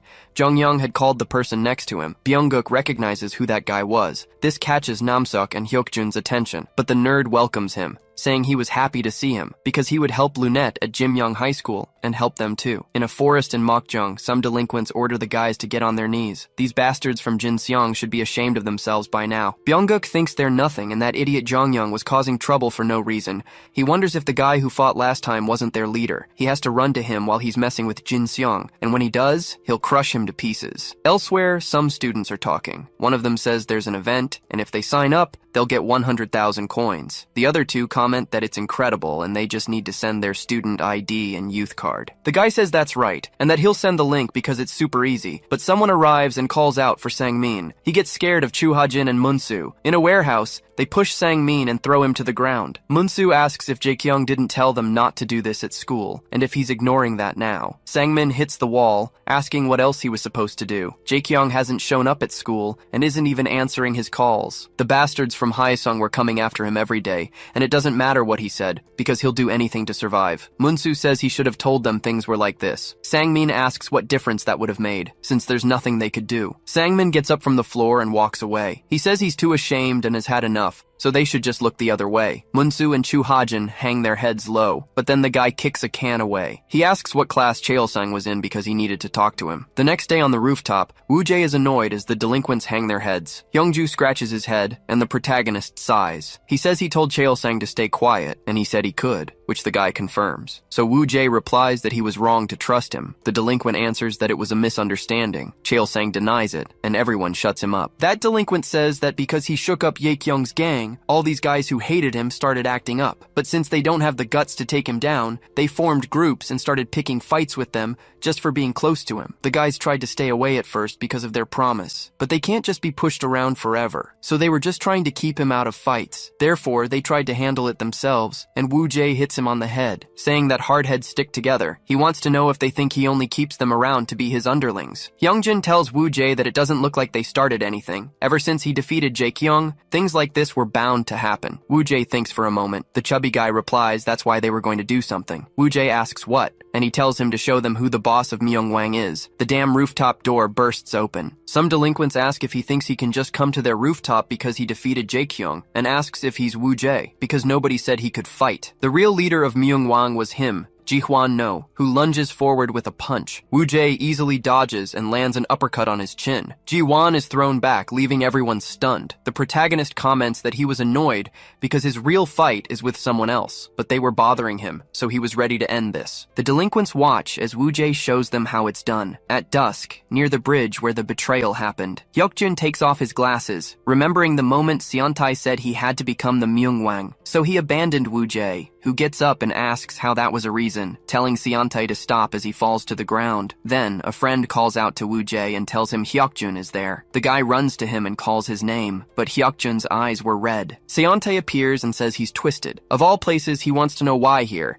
and Hyukjun puts his glasses back on. He says there's no better place to get Woo-jae than here, but he wants to know why he came back after getting beaten like that, and Seontae replies it must be for revenge. More importantly, he wants to ask him to hold Woo-jae off for a long time. Hyukjun replies that it seems he doesn't trust him. Seontae says they've been friends since elementary school, so he thought he would always be by his side. But 2 years ago, he sided with Woo-jae, so he thinks he's a little hurt by that, and he should understand. Hyukjun replies that he thought he did the right thing and still does, so if it happened again, he would make the same choice, and Seontae agrees. The guy comments that his strange obsession hasn't changed at all. He should even look at the symbol of dawn with that girl. But Seontae takes off his glasses, throws them on the ground, and steps on them. Hyukjun asks what the hell he just did, and Seontae tells him to keep in mind that he's not the one who should be angry, because the anger is for Woo-jae, and if he finishes him this time, he will trust him completely. Commenting that the new glasses looked good on him, Hyukjun keeps looking straight ahead. From a distance, Byung-guk asks if that bastard is talking shit about Seontae,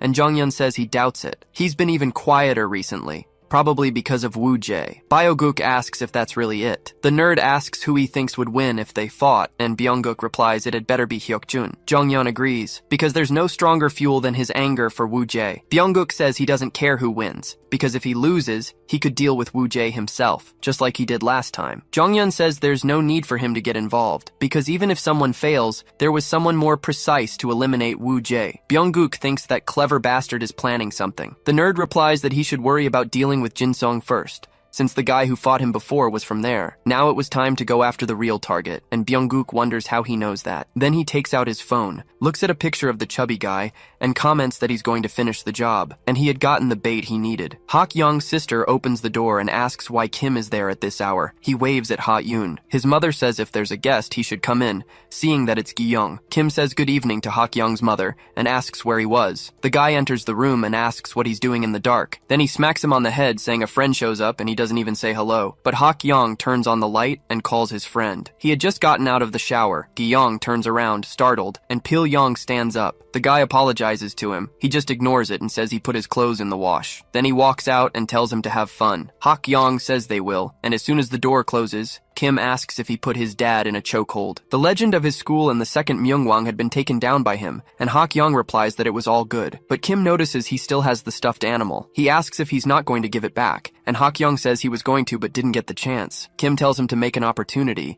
and to stop acting weird around girls. He replies that he just wants to be careful, remembering Ha-kyung at school when the girls rejected him. Kim replies that he should be careful with that face, and Ha-kyung calls him a bastard. His friend adds that he has a good heart, and someone will eventually notice. Then, the door suddenly opens. Ha-yoon says her mom told her to give you this, and Kim thanks her. The girl stares at them for a few seconds, but then she turns away. Ha-kyung tells him not to mind it, saying she's like that sometimes. Kim says it's okay, and that he knows why she always acts that way. If only he hadn't been involved in that thing back in middle school. Ha-kyung replies that it's in the past and he's quit all that sports stuff. Kim remembers that Ha-eun goes to Myeongwang High and suggests he could give it to her to deliver to the girl instead. Ha-kyung refuses, saying he should give it to her himself. Kim asks if they should go there tomorrow. Speaking of which, he asks if he remembers the guy they saw last time. Ha-kyung asks, what about him? Kim replies that he's now the strongest at Myungwang. Hak remembers he said he was going to mess with Hyeri, but never did. Kim denies it, saying they're friends from the same class. Ha-kyung replies that he doesn't believe it. Gishong explains that in middle school he started a gang called Dawn, and its first leader was Woo-jae, but he got expelled and left. He wonders if it's someone with the same name, because if it's that Woo-jae, he would be famous. Ha-kyung asks why he's so interested in him, but Kim denies it. He just wants to know about the school, because not long ago some guys were totally beaten up by the Mokjong school, and Byung-guk was involved. Ha-kyung asks what that has to do with anything. Kim explains explains he was going to involve his school in illegal activities using Lunette, an illegal betting site, to threaten students. Hak Yang replies that's pathetic. Kim says what worries him is that Chang Ho might get caught up in this pathetic mess. The guys from Mokjong have been hanging around school looking for him. It's only a matter of time before the two of them face off. If they fight again, I'll make sure he can never set foot in this school again. Hak Yang shouts that he'll show him how strong he is, but he rips an arm off the plushie. Kim says he's going to Chang Ho's house tomorrow anyway. Elsewhere, he runs into an abandoned building, but several motorcycles pull up. Chang Ho tries to shield himself from the lights as Byung-guk greets him, asking how that bastard has been. At school, the guys thought Woo Jae was strong, but what they saw on the rooftop that day was completely insane. It wasn't just a victory, it was justice and complete domination. He wasn't bluffing. He could really become the next Myung-wang. They were clearly wrong about him. He's in a different league entirely, but admiring him isn't enough. If they want to help him get to the top, they'll need to get stronger. A delinquent comments that hanging out on the rooftop gives off a total MMC vibe, which obviously stood for Myung-wang's main crew. Hyungjun and Cheol-sang think they can't believe they have to deal with this guy, but Woo Jae smacks him on the head, saying he's making jokes without even knowing why he comes up here. Youngjun replies that he's been doing it during every break, not just lunch. Woo Jae says he's been feeling uncomfortable. At some point, people started avoiding him or acting weird around him, and it hasn't been easy. He just figured it would be better to stay out of everyone's way. Youngjun replies that he's the leader now, so maybe the others are just trying to be careful. Woo Jae says that, in the end, he's just another thug. His friend calls his name, but Cheol-sang says that avoiding it won't fix anything. He asks why he doesn't just own it, since he's not like Jae-kyung. And then, if he becomes Myung-wang, he'll still be different from the others. Woo Jae thinks that he's right, and avoiding it won't change a thing. He came back because he can't keep running away, but he says to wait a second, realizing he just agreed with a hard head. Everyone turns to Cheol-sang, and Woo Jae says he was right, because he's going to show them that he's different. But that goes for all of them too. They have to prove they're not like the rest. Munsu shows up wondering if it's charity day, but he says he needs to talk to Cheol-sang in a classroom at another school. Some students from the disciplinary committee are blocking other students from passing, while two of them look apprehensive. A nerd hits a classmate, asking if they all showed their bank accounts and talked about them, saying it shouldn't be that hard. Then he turns and hits another guy, asking what's the point of having a brain if he doesn't use it. He slams his hand on the wall next to a girl, asking if she thinks he didn't hit her because she's a girl. She says that's not it. The girl says that he got a new phone and other things, so he brought in results. If she doesn't do the same, then she'll have to pay in another way. But the door suddenly opens and everyone calls out Jongjin's name. The nerd replies that they were fighting over the girl, so he stepped in to warn them. Jongjin looks to the side and asks if he can have a moment. The nerd says that even if he is the president, it's a bit much for him to meddle in the disciplinary committee's affairs. Jongjin says yes, but there's a rumor that the committee is involved in some kind of illegal betting called Lunette. He asks if the Sunbai would care to explain. The guy says he's acting like this when he knows exactly what's going on. Jongjin repeats that he's asking for an explanation. The Sunbai says that ever since Youngman lost its title, the other schools have been provoking them non-stop, and now they're ready. Since a war takes money. And since the commissions were good, they kept it going. If Jongjin cares about the school, he should stay out of it, because the committee will handle it. Jongjin repeats that this conversation is going nowhere, and says he will escalate this to Youngman. The guy stands up, saying that student discipline should be about reform, not punishment, but he'll make an exception for him. Saying he always acts so righteous, it's no surprise they call him Little Youngman. Jongjin replies that he'll regret saying that. The committee leader says he wants to see how far he'll take this act. Then the guy says the committee needs a reform, including him. The committee leader rushes forward with his fist, but Jongjin dodges, making him hit his own friend. The guy asks what the hell just happened, but he ends up with his hands trapped. He screams that it hurts like hell. Another chubby guy charges, telling him to let him go, but Jongjin changes his grip and moves the council leader into the chubby guy's fist. He asks what the hell that idiot was doing, because they weren't supposed to do anything. Jongjin kicks his leg and the leader screams again that it hurts. Then the vice president of the council comments that he mentioned someone beating people for money, asking if it was from Dawn, but the man screams it was Myungwang. At Jinsong High, the teacher announces he's going to the faculty room for a second and tells them to stay focused on their work. Hak Yang screws a part onto his machine until someone calls him over and asks him to take a look at something. He gets pissed off watching the video. Byung-guk says his friend dodged something and they have unfinished business, so it was time for them to face off. Hak Yang throws the phone on the ground. He grabs the student by his shirt, asking what the hell this is. He replies that he doesn't know, and the guys from Mokjong made him deliver it. Gisyong bursts through the door, yelling and asking what happened to Chang-ho, but seeing his friend, He says he must have seen it already. They both run, telling Chang-ho to wait. Elsewhere, they find Mokjong's sign. They end up in a forest. Cheol-sang asks what they want and why they brought him here. Munsu replies that he heard he and Jaekyung were close in middle school, so it pisses him off when he acts like he hates it. To him, Jaekyung is a thing of the past. Then he walks away with Chu Hai-jin, but Cheol-sang tells Jaekyung to come to school, and then they can settle things once and for all. Outside, he finds Woo-jae and Hyunjin watching. The protagonist asks why the chubby guy was spying on people,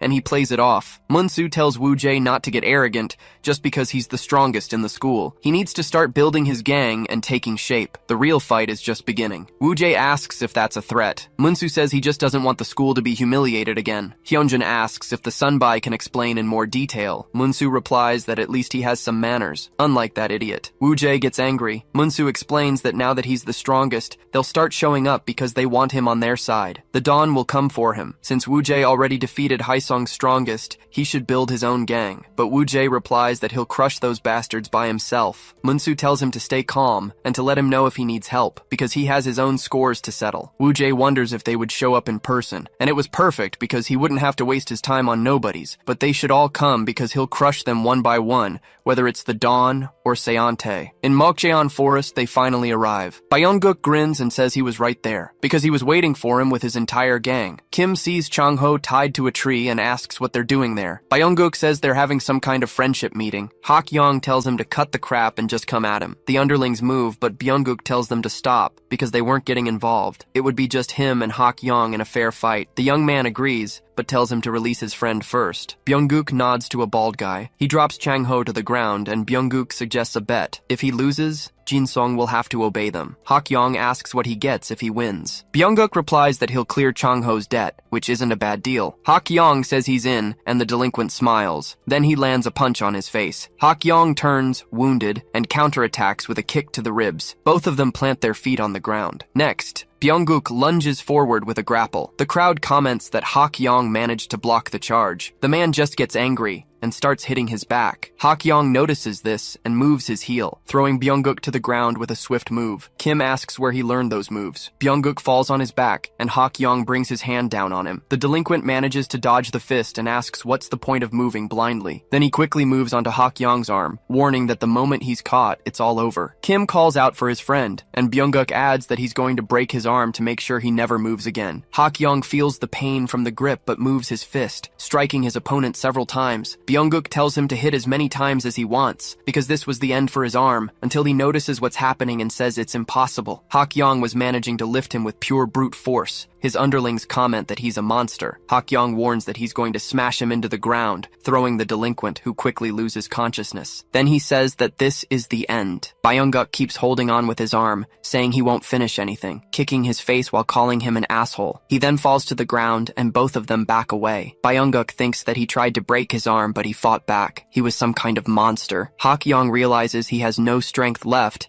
and thinks maybe he pushed himself too hard. The delinquent notices that his arm is dislocated. Both of them rush towards each other. Hak-yong throws a punch, but Byung-guk ducks, countering with several punches to his midsection. However, he disappears, and the young man wonders where he went. Byung-guk asks what the hell he's going to do with a dislocated right arm, because he was the one about to be defeated. Everyone thinks it's all over, and Kim yells for him to stop. Hak-yong wonders if he noticed and let his guard down, getting caught in a suplex. Chang-ho calls out to his friend. Hak-yong tries to use his strength and lands an elbow on Byung-guk. He wonders how this guy still has that kind of strength. Hak-yong says he's going to throw him all at once and grabs his shirt and collar, throwing him towards the ground. A loud thud can be heard. Byung-guk gets up, saying his right arm was clearly broken, wondering what kind of monster he was. But Hak-yong stands before him and gets ready, saying that when a punch has all your weight behind it and meets with perfect timing and form, its power is on another level. He imitates his father and strikes Byung-guk dead on. The delinquent completely loses consciousness and falls to the ground. His underlings scream for their boss. Hak-yong announces that he won. Kim and Chang-ho celebrate their friend winning the fight, but he starts to feel dizzy and collapses. The underlings say that bastard is finished too,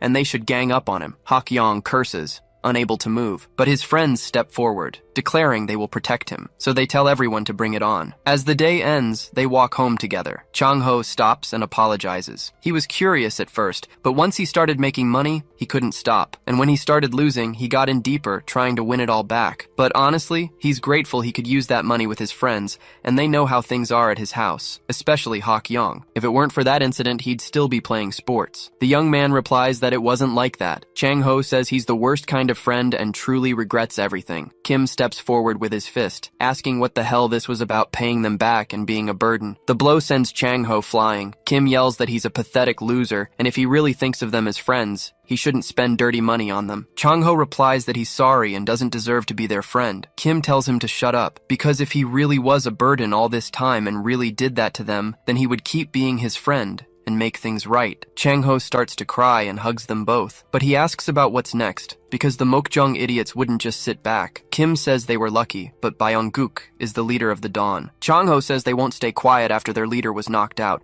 and Kim adds that the current Myung-wang is connected to the Dawn. Hak Young thinks that if he becomes the Myung-wang, he'd be able to protect the school and his friends. So he asks if step 1 is to take over the whole school, if he wants to become the Myung-wang. Chang-ho asks where that came from, and Kim doesn't think he's serious. Hak Young says he's tired of these idiots showing up. Kim thinks that Pil-yong's son is on the path to the title, and that's just absurd. On Mokjong Mountain, a fat guy says he bets the Jinsong idiots are having a good day, until he hears a noise and asks what it was. Suddenly, everyone lines up to let the two of them pass. Byung-guk was sitting on the ground, thinking how humiliating this was. Remembering when he was knocked out, he smashes a bottle. Seontae comments that he looks really pissed off, but he had said that Mokjong had Jinsong under control. Byung-guk says it was shameful, but yes, they did, until someone stronger showed up, and Jong-hyun reveals his name, revealing he was the son of the second Myung-wang. Seontae says that in that case, it's no surprise he lost. Byung-guk is surprised, and the leader comments that the whole community was talking about his defeat. The delinquent asks how and who posted it. Seontae asks if he really thinks fair rules apply to him, and if running Mokjong was more important than leading the Dawn,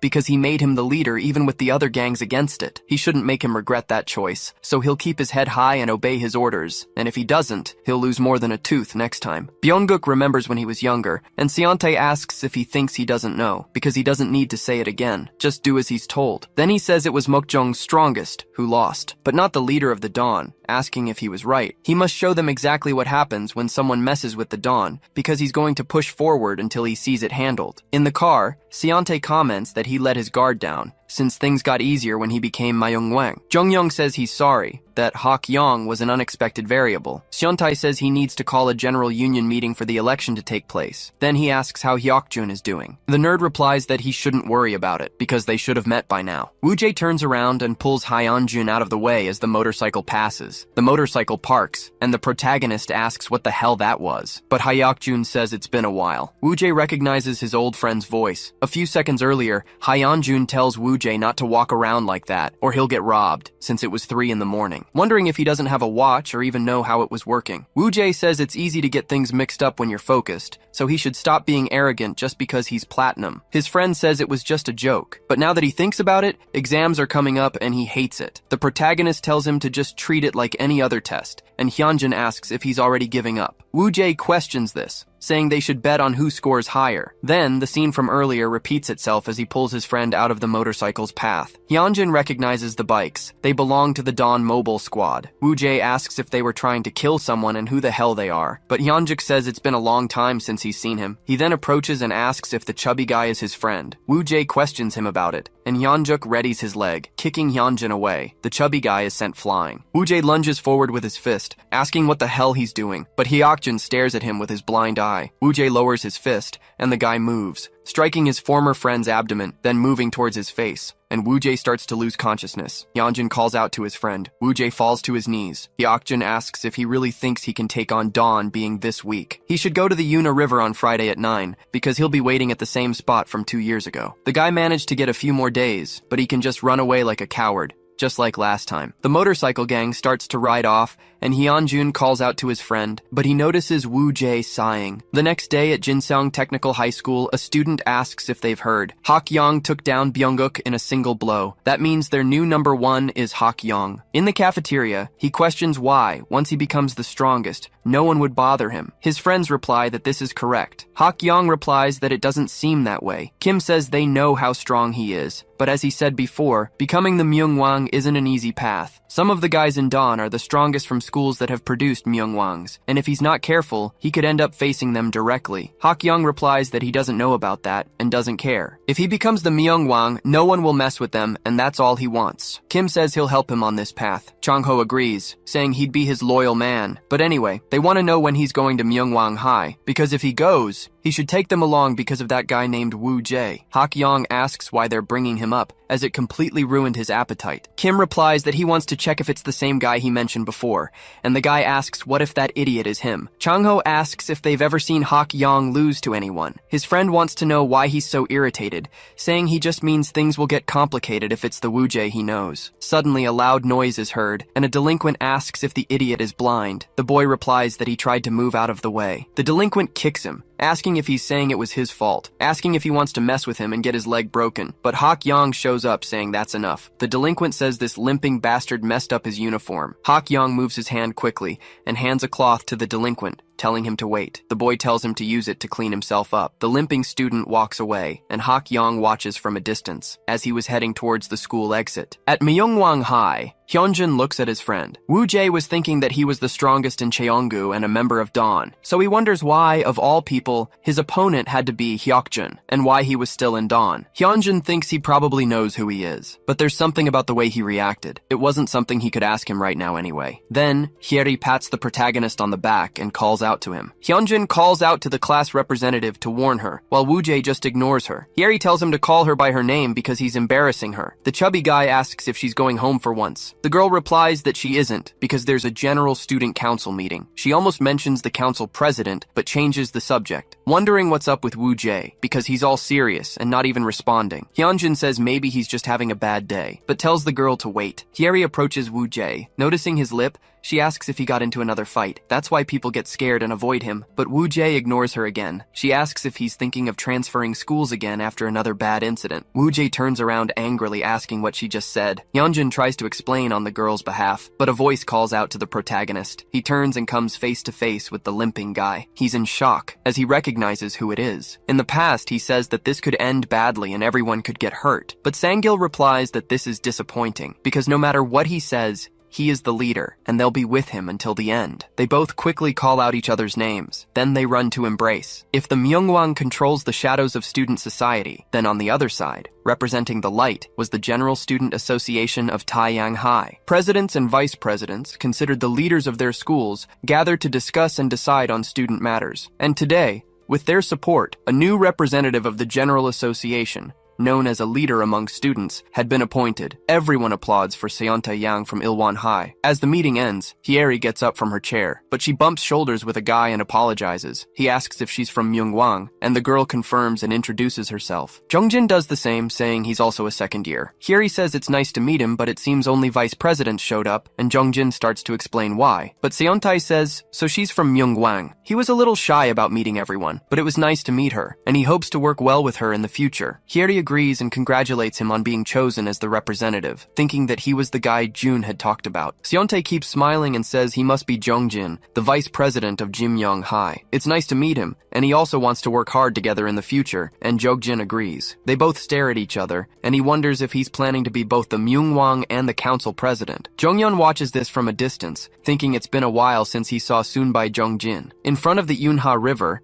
the two friends sit down. Sangil asks if he's really going to fight Hyokjun. If he tells the truth now, he could clear up this misunderstanding, but the protagonist refuses, saying it's an unavoidable fight. Sangil asks if it's about revenge, and if that's why he returned. Woo Jae answers, probably, or maybe it's for another reason, with a girl saying she's happy he's by Seontae's side, so he must promise to always be a good friend to him. Woo-jae had accepted that promise. Sang-gil tells him to just stop, because it's all over, and he wants to know if he plans to lead Dawn again. Woo-jae says that's enough nonsense and they should get some food, asking about the pork they used to eat back in the old days. But then he's surprised. Sang-gil shows the scar on his leg and says this was the price for his wrong choice. After what happened, and Woo-jae took the blame, getting transferred from school, the rest of them who stayed, except for Hyukjin, were treated as if they were never part of Dawn. It was so meaningless. And at the same time, he was furious. He felt as if everything they had done had been denied, so he thought he would destroy Dawn by himself, screaming that he would crush Dawn with his own hands. That may have been an act of loyalty and courage. But in the end, all that remained were permanent injuries and scars. So he asks Woo-jae to just let it go, but the protagonist pulls up his pant leg, saying that no matter what he says, he's already made up his mind. Then he stands up, thinking that if there's nothing he can do, he will put an end to Dawn. On the way home, Jongjin explains that he's called Lunette and has been causing campus problems. He asks about the situation with Myungwang, and Hyeri replies that it's the same and they're running a campaign. Even if you tell the teachers, they try to keep it under wraps because of the school's reputation, and even the student council members were involved. Jongjin replies that if the delinquents from her school are using Lunette, it's not surprising she's in conflict. The girl asks if it's true. The young man says that's what people are saying, but it was Woo-jae who was in charge of it. Hyeri asks about it, very surprised. Jongjin asks if she knows him, and the girl explains they're friends from the same class. She's sure he isn't involved, saying it must be a misunderstanding or something. Jongjin says they must be close for her to defend him like that. Hyeri replies that he might be a bit rough, but he's good on the inside. The vice president thinks they're not that close in that case. But the girl calls out for Woo-jae. She tells him to wait and hits him, asking why he wasn't home. Woo-jae replies that he does whatever he wants, and Hyeri says she was working hard in the student council. The protagonist tells her to stop wandering around and go home before it gets late. Sang-gil thinks he always acts like this in front of girls, but he notices something as Jongjin asks if he is Woo-jae. He was warning him, as a representative of Jim-young's school, that he should keep his school out of his illegal betting. Woo-jae asks what the hell he's talking about. Jongjin tells him to stop using his students for his own benefit. Hyeri says he must be having some kind of misunderstanding. Woo-jae asks if this is how he picks fights, but Jongjin questions if he doesn't know the difference between a warning and a challenge. Both stare at each other, angry and ready to fight. Hak-young drops his bag. He thinks that guy is Woo-jae, and he wants to know who the other one is and what was going on there. Earlier, in an ice cream shop, Hak-young and Kim are talking until Chang-ho yells that he found it. It was the same as Hyeri's plushie. Hak-young disappears from his spot along with the plushie. He thinks that he was lucky, while another. Then he leaves the store after buying the plushie. His friends quickly follow him. Chang-ho asks Kim who he's texting non-stop and if he got a girlfriend, but he denies it. The chubby guy says he's been glued to his phone all day, and it's quite suspicious to him. But the two of them slap Hak-young on the back. He drops his purchase and looks coldly at the scene. Chang-ho and Kim shout, excited for the fight that was about to happen. Hak-young picks up the bag and walks over there. Woo-jae recognizes him, but is ignored. The young man hands the plushie to Hyeri. The girl remembers the rainy day and when she gave him the bandage. Hak-young tells her she dropped this. Hyeri replies that she was really annoyed that she lost it. Then they both smile at each other. Hak-young changes the subject and turns to the two of them. He remembers Kim saying that Woo-jae was the first leader of the Dawn but got expelled. He asks how it could be this guy, but he turns and sees Jongjin, saying that he was the real problem. This idiot Woo-jae didn't even come close. Then Hak-young tells him to shut up because he's annoying. Jongjin notices he's from Jinsong's school and probably not a normal student. Kim and Sang-gil look at each other. Then they start watching the argument, ready with popcorn. All three of them just stare at each other. On the way home, Sang-gil is still limping. He suddenly stops to remember what happened that night. Woo-jae comments that the place is still as good as ever and he really nailed it. Sang-gil asks why he doesn't tell Hyukjin now, since he wouldn't run, but would leave on his own. The protagonist replies that he is the strongest at Cheonggu High, which means there's no way to get around the situation. Sang-gil asks if he really has to, and if he's really going to fight him again. Woo-jae says he has no choice if he wants to take down Seontae, and this was the only right way to challenge Myungwang. Sang-gil stomps his foot, yelling that this isn't right. He says he'll talk to Hyukjin himself. The next day,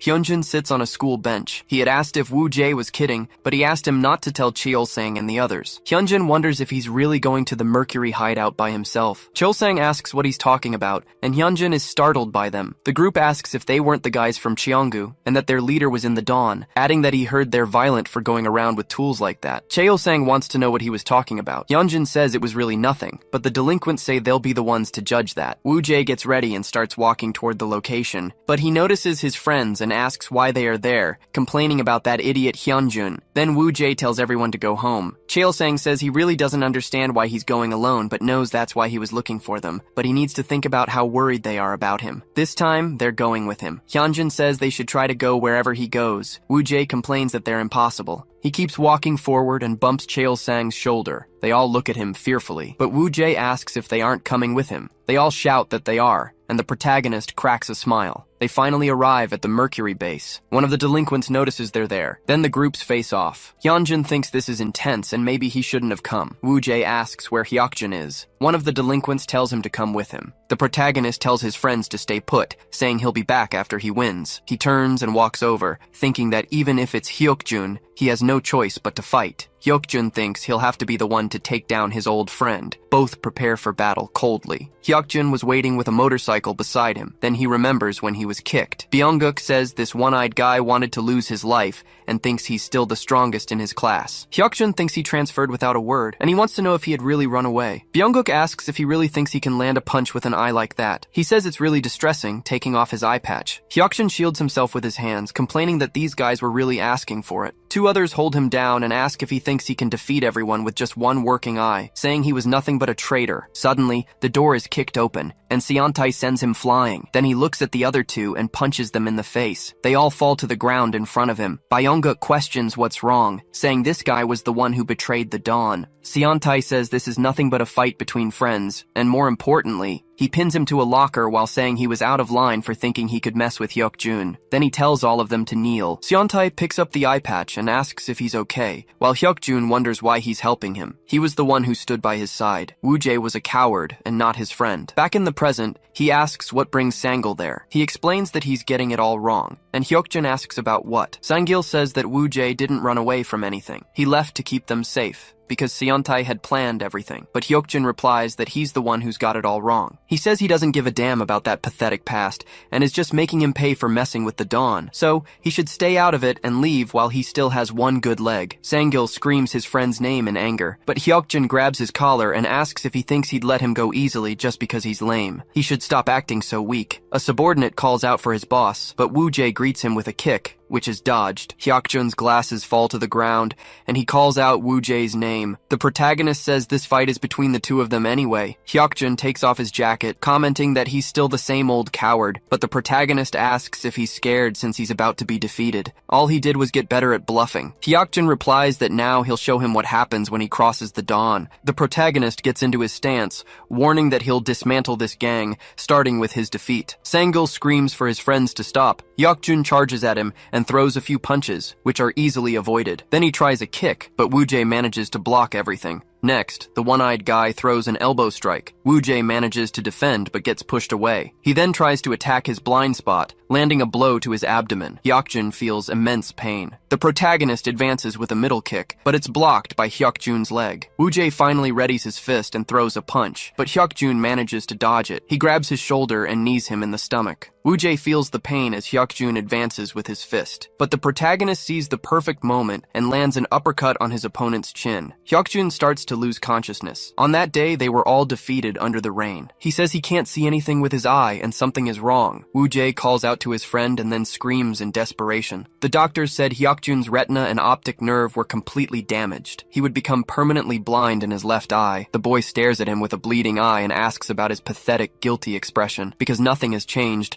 and he can still knock him out with his own hands, landing a heavy punch. Woo-jae's back hits the wall. Sangil thinks that Hyokjun has gotten much stronger than before, but it seemed like Woo-jae was holding back out of guilt. Hyokjun gets up and moves forward, saying he came at dawn with that pathetic skill level, and tries a kick that Woo-jae easily dodges. The protagonist plants himself on the ground, lifting his head right after. Hyokjun appears and says he has no chance against Seontae, so he should run away like he did before, then strikes him in the stomach. In the past, Hyokjun asks why he was doing this. Seontae replies that it's because he needs him. The boy asks how he could say that after what happened. Seontae asks if he's blaming him for what happened to his eye. They've been friends since childhood, so he wants to know why he thinks it ended up this way. The Dawn grew larger, and establishing a hierarchy was inevitable, but it was Woo-jae who opposed it and caused the internal division. If it weren't for him, he would have already taken over all the schools in Taeyang. Hyokjun says he feels the same way, and that there shouldn't be a hierarchy among friends. Seontae says, the one who said that left without a word, and wonders how someone who acts like that deserves to talk about friendship. The one-eyed man replies that he must have a reason. He's sure of it. But Seontae says he was just scared of what happened, or maybe he left because he didn't want to get caught up in all these problems. Even with these unavoidable circumstances, he could have just called or sent a text. He asks what he expected from someone he'd only known for a few months. Then he gets angry remembering all of this. Seontae watches and explains that it was just the beginning of the dawn, and they must stick together. First, in 2 years, they will take over every high school in Taeyang. Hyokjun asks what he could do with one eye when he can't even defeat the weaklings. But Seontae tells him not to worry, as he could get strong again. The one-eyed man asks what he means. Then Seontae says he just had to push through the hard times ahead.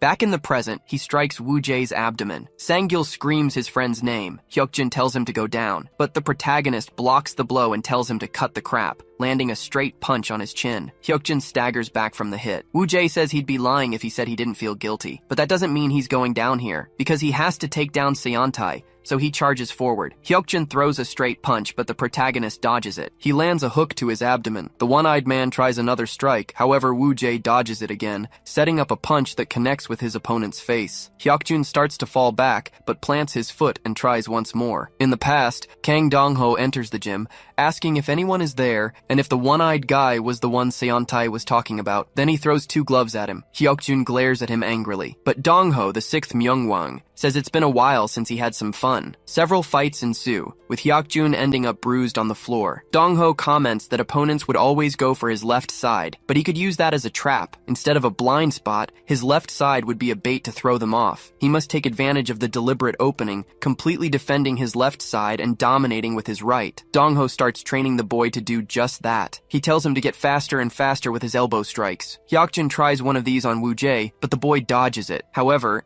in a spin, the one-eyed man swings his right elbow. Woo-jae watches the trajectory of the blow and quickly gets out of the way, dodging and counter-attacking his opponent's face. Hyokjun starts to lose consciousness and falls to the ground. He wonders if he got any stronger all this time, gritting his teeth and enduring everything. He can't fall now. He needs to win for this to be his end. Woo-jae walks over and tells him they should end it here because he can't win. He knows the real purpose of the fight wasn't him. At the hospital, when Sang-gil became lame, Hyokjun watches his friend from afar, seeing him fall to the ground while feeling pathetic. He wonders why it had to end like this for him too, until someone calls his name, pushing him against the wall with just one hand. The guy asks what the hell he was doing there, since he sided with Seontae and got Sang-gil into this mess. Hyokjun slaps his hand away, asking why it would be his fault that bastard ended up like this. The real traitor was Woo-jae, the one who ran away without a single word to dodge all the consequences. His old friend asks who told him that because it was all a lie, and he should have thought about it. They were taken to the police station and the school violence committee because of that incident. But it all ended with just a single first official disciplinary action. Seontae orchestrated it on the condition that Woo-jae leave town. He was trying to protect everyone. Hyokjun asks Seontae if this is true, since he clearly said Woo-jae had abandoned them. Seontae replies that he'd rather not think about him, but anyway, he has something for the boy. Hyokjun yells again, wanting to know if it was true, but Seontae replies that it's all in the past now,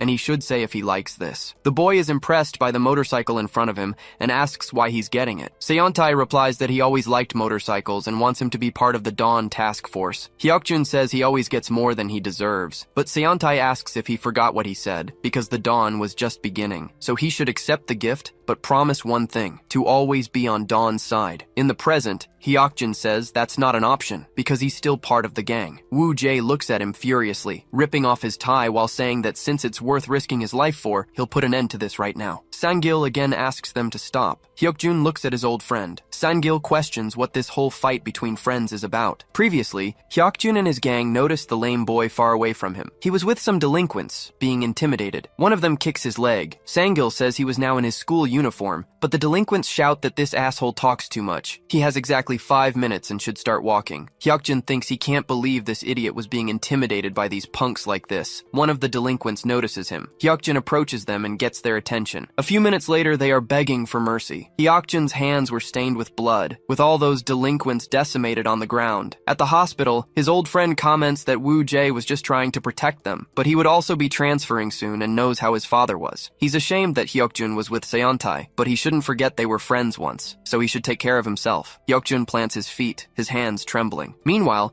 Woo Jae prepares to fight angrily. The boy clenches his fists, remembering the past. When Byung-guk said Woo Jae was back, Seon-tae suggested taking care of him. Hyuk-jun wonders if he could really defeat Woo Jae, as it seemed completely impossible. With Dawn's ace cards, Jonghyun and Doyeon, and the rest of the gang being on a different level compared to middle school, all that awaited Woo Jae was a miserable end. He didn't have even a 1% chance of victory. Hyuk-jun spits blood on the ground, thinking he'll take care of Woo Jae himself so his friends don't suffer again. He was going to win this fight. So he charges once more, very fast, against the protagonist, trying a cross punch to his face. He then feints with his elbow, but Woo Jae manages to block the blows, then counterattacks with a fist to his chin, hitting Hyuk-jun squarely once more. The boy is thrown back by the impact, but he quickly plants his feet on the ground, trying another punch that Woo Jae easily avoids. An absurd exchange of blows occurs, with the protagonist dodging them all. The subordinate in the mask just records it on his phone, remembering that if Hyuk-jun loses, all Mercury needs to do is knock out Woo Jae, because Cheonggu Hai can't be defeated by Myungwang. Sangil quickly realizes all of this. Outside, the two groups stare each other down with extreme hostility. Hyunjin wonders if this would really end in a single fight, but the phones of all Mercury members ring. They look quickly and wonder if everyone got that text. Chael-sang and his colleague realize it right away. While the Mercury members say they should go after the head of Myungwang Hai, Chael-sang gets in the way and says not so fast. They aren't going anywhere until the fight is over. Hyunjin wonders why his bad feelings are always right. One of the delinquents comments that he leaves them no choice, yelling to take down everyone there, and so a widespread brawl breaks out. Hyunjin starts running until he's hit by a punch to the face. Chael-sang notices this quickly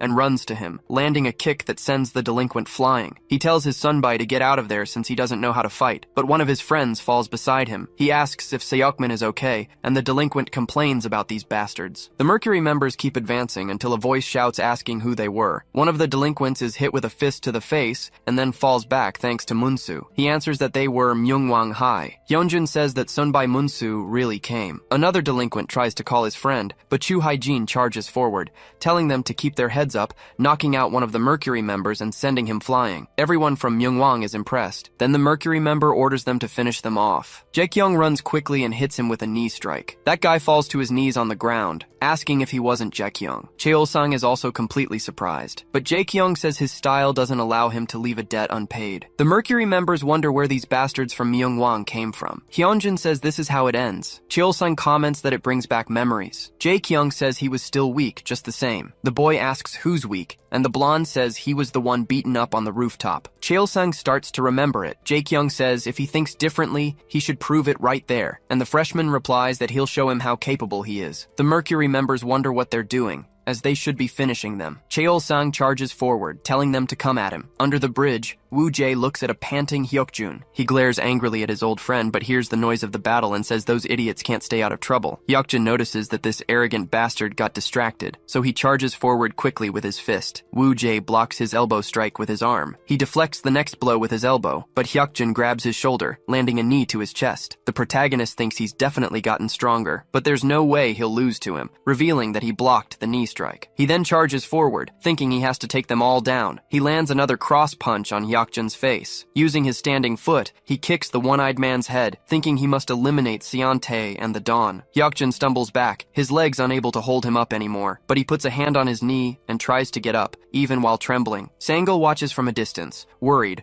wondering why he's fighting so hard when he can't even land a punch. Hyuk-jun throws another punch, which Woo Jae dodges. Then Woo Jae counterattacks, hitting his abdomen. Hyuk-jun finally falls to the ground. Sangil shouts that it's enough for both of them, and that he should just admit defeat. But Hyuk-jun tells him to shut up, thinking that it's not over yet, and that he has to win this. He wonders why he had to come back now as his vision starts to blur. Hyuk-jun thinks he should have just stayed away and gotten out of all this chaos. Woo Jae repeats that they should end the fight there. He lands a punch on his face with all his might. With that, Hyuk-jun is finally knocked out. The vice leader of Mercury and Sangil watch from a distance, but everyone breaks into a smile because Woo Jae took down Hyuk-jun. Cheol-sang notices this and shouts to his Sunbai as a member of Mercury charges at him. Woo Jae quickly looks back. He counters the blow with an uppercut to the chin. The delinquent falls to the ground. trembling, as he tries to reach for a screwdriver. But the protagonist stomps on his hand, preparing to hit him again, until a voice shouts for him to stop. Hyukjun says it's enough, that he lost. Woo-jae replies that it wasn't exactly a happy reunion, but he was glad to see him again, stronger than ever. Hyukjun tells him to stop acting so arrogant just because he won, but he looks over at Sangil by his side. Sangil comments that they should leave together, the three of them this time, and Hyukjun replies to just not let those idiots bully him. The two of them watch their friend leave. Hyukjun notices something beside him. Jae-kyung warns him that they'll settle the score soon,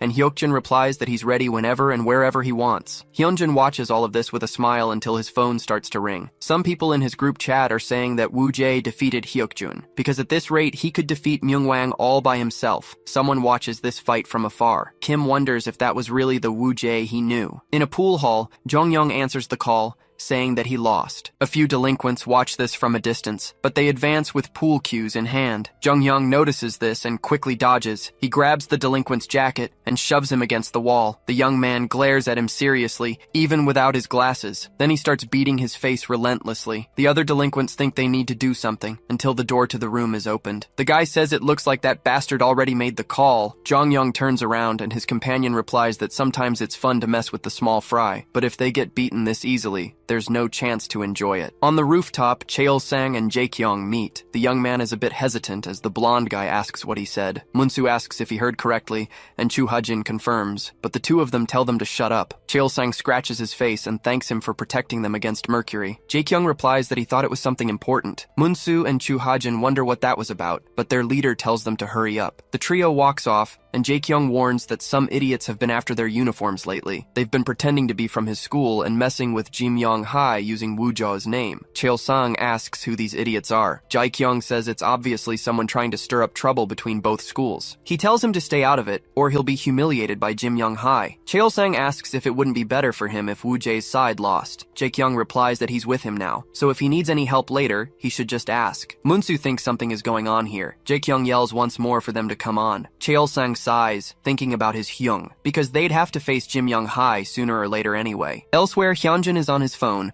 wondering who Woo-jae's next opponent will be, whether it'll be Yeogman Kang, Byung-guk Kim, or even Hak Young, until he notices something in the alley. He remembers that's where they first met, and it was a pretty embarrassing moment, but since then, his school has really changed. Whoever his next opponent is, he wants Woo-jae to win and become Mayungwang, since it was his school that started the legacy after all. Until he hears some people in the alley shouting that the trash from Jimyong-hae is begging to be killed. They're beating up a kid in the alley. He's apologizing, saying he didn't want to do it. Hyunjun remembers the time he was bullied and gets angry. He grabs a trash bag and charges forward, questioning what those bastards are doing. But he notices they're from Myungwang-hae. The delinquents ask what he's doing and if he wants to throw that at them. So they decide to leave and forget about it. They bump Hyunjun's shoulder as they pass, and he notices the name Wongi Min on the uniform. Earlier, he had asked Wongi who the bastards were that stole his uniform, but the nerd said he had no idea. Hyunjun shouts that they're not from his school. He demands to know who they really are. At Jimyong-hae, Jungji walks through the hallways. He starts to remember something from earlier. He'd asked Jung if he was sure it wasn't the Dawn, and Jung replied that they usually leave things to the boss and don't get involved. Jungjin says it's hard to believe they're being bullied by Mayungwang like this. Jung replies that they're ashamed of it too, but ever since the school's leader changed, these guys have been acting like they own the place. They're a group of students who were beaten up by the assholes from Myungwang, and if Yugman hadn't lost his title, they could have fought back. Jungjin tells him not to blame Yugman for it. Jang just continues,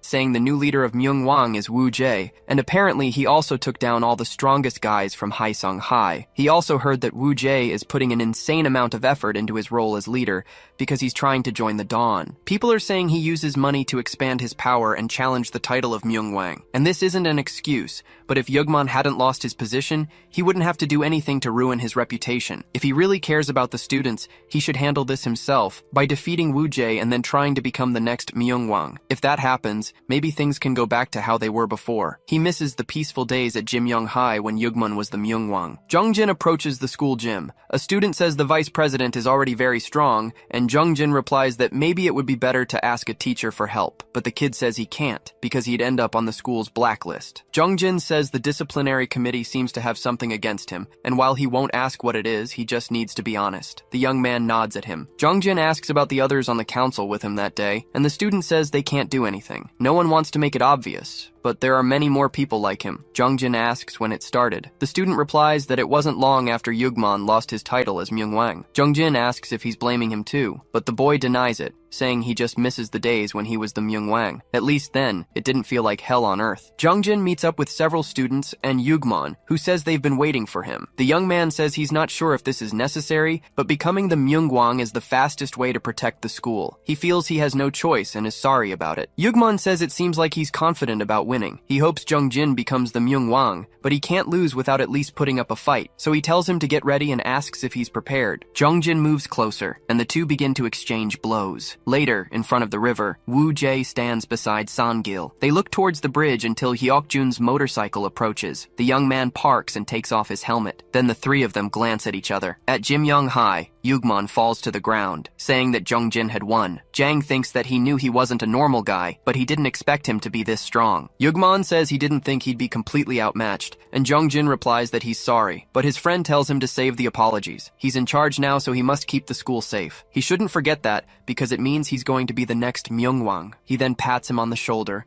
saying he's leaving now, leaving the gym while limping slightly. The other students of Jimyong High surround Jungjin. Jang extends his hand and congratulates him on becoming the new owner of the school. Jungjin replies that the school belongs to the students, and from now on, he won't tolerate any illegal activities on campus. No exceptions. Not even for the third years or members of the disciplinary committee. Jang says that to truly do that, he'd have to defeat the strongest at Myungwang High as well. Elsewhere, Jang questions if Jongyoung will really give him a cut of the profits, and the nerd confirms it. Since he was basically the one leading at Jimyong High, he deserves that amount, but he must make sure the mission happens. Jang replies that he understands and will make him fight Woo Jae soon, wondering why it has to be Jungjin. In the present, Jang says that if the illegal betting wasn't enough, now they were beating people up in broad daylight. And if they want things back to normal, they need to clean this up first. He'll have to face Woo Jae anyway if he wants to become the Myungwang. On the river bridge, Sangil comments that it's been a while, but he gets no response from the other two. Sangil asks if these idiots are just going to sit there in silence like that. Woo Jae asks if he's okay. Hyukjun confirms it, saying his weak punches couldn't do anything. They start arguing about a rematch next. Sangil tells them to stop it. The two of them complain. But Sangil says they used to fight all the time. Every time it was that person who ended the fight. Woo Jae pushes Sangil's hand away, asking why he's suddenly bringing this up. He then stands up, wanting to know why Hyukjun keeps hanging out with that idiot and if he's got some secret on him or something. Hyukjun replies that after his eye ended up like this, Seontai was the one who helped him get back on his feet. He doesn't care about his true intentions. He just wants to repay this debt. Sangil asks why they can't all get together like before. Hyukjun says that as long as Seontai needs him, he will stay by his side. And that's his answer. Woo Jae says he figured he'd say something like that, but that just makes him want to knock out Seontai and the Dawn even faster. Hyukjun tells him to give up because he'll get beaten up just like before. Woo Jae tells him to watch his mouth because he's not losing to anyone ever again. His friend replies that the Dawn has teamed up with people stronger than he could ever imagine, and his gang won't be able to handle them. And Seontai is on a completely different level. Woo Jae says that's funny coming from a guy he knocked out, and Sangil asks if that's the reason he wants to defeat Woo Jae, because he knows he wouldn't stand a chance against Seontai or the Dawn, so he wanted to deal with him himself to keep him out of more trouble. He knew the reason Woo Jae left them. Hyukjun asks why he came back and got into this whole mess,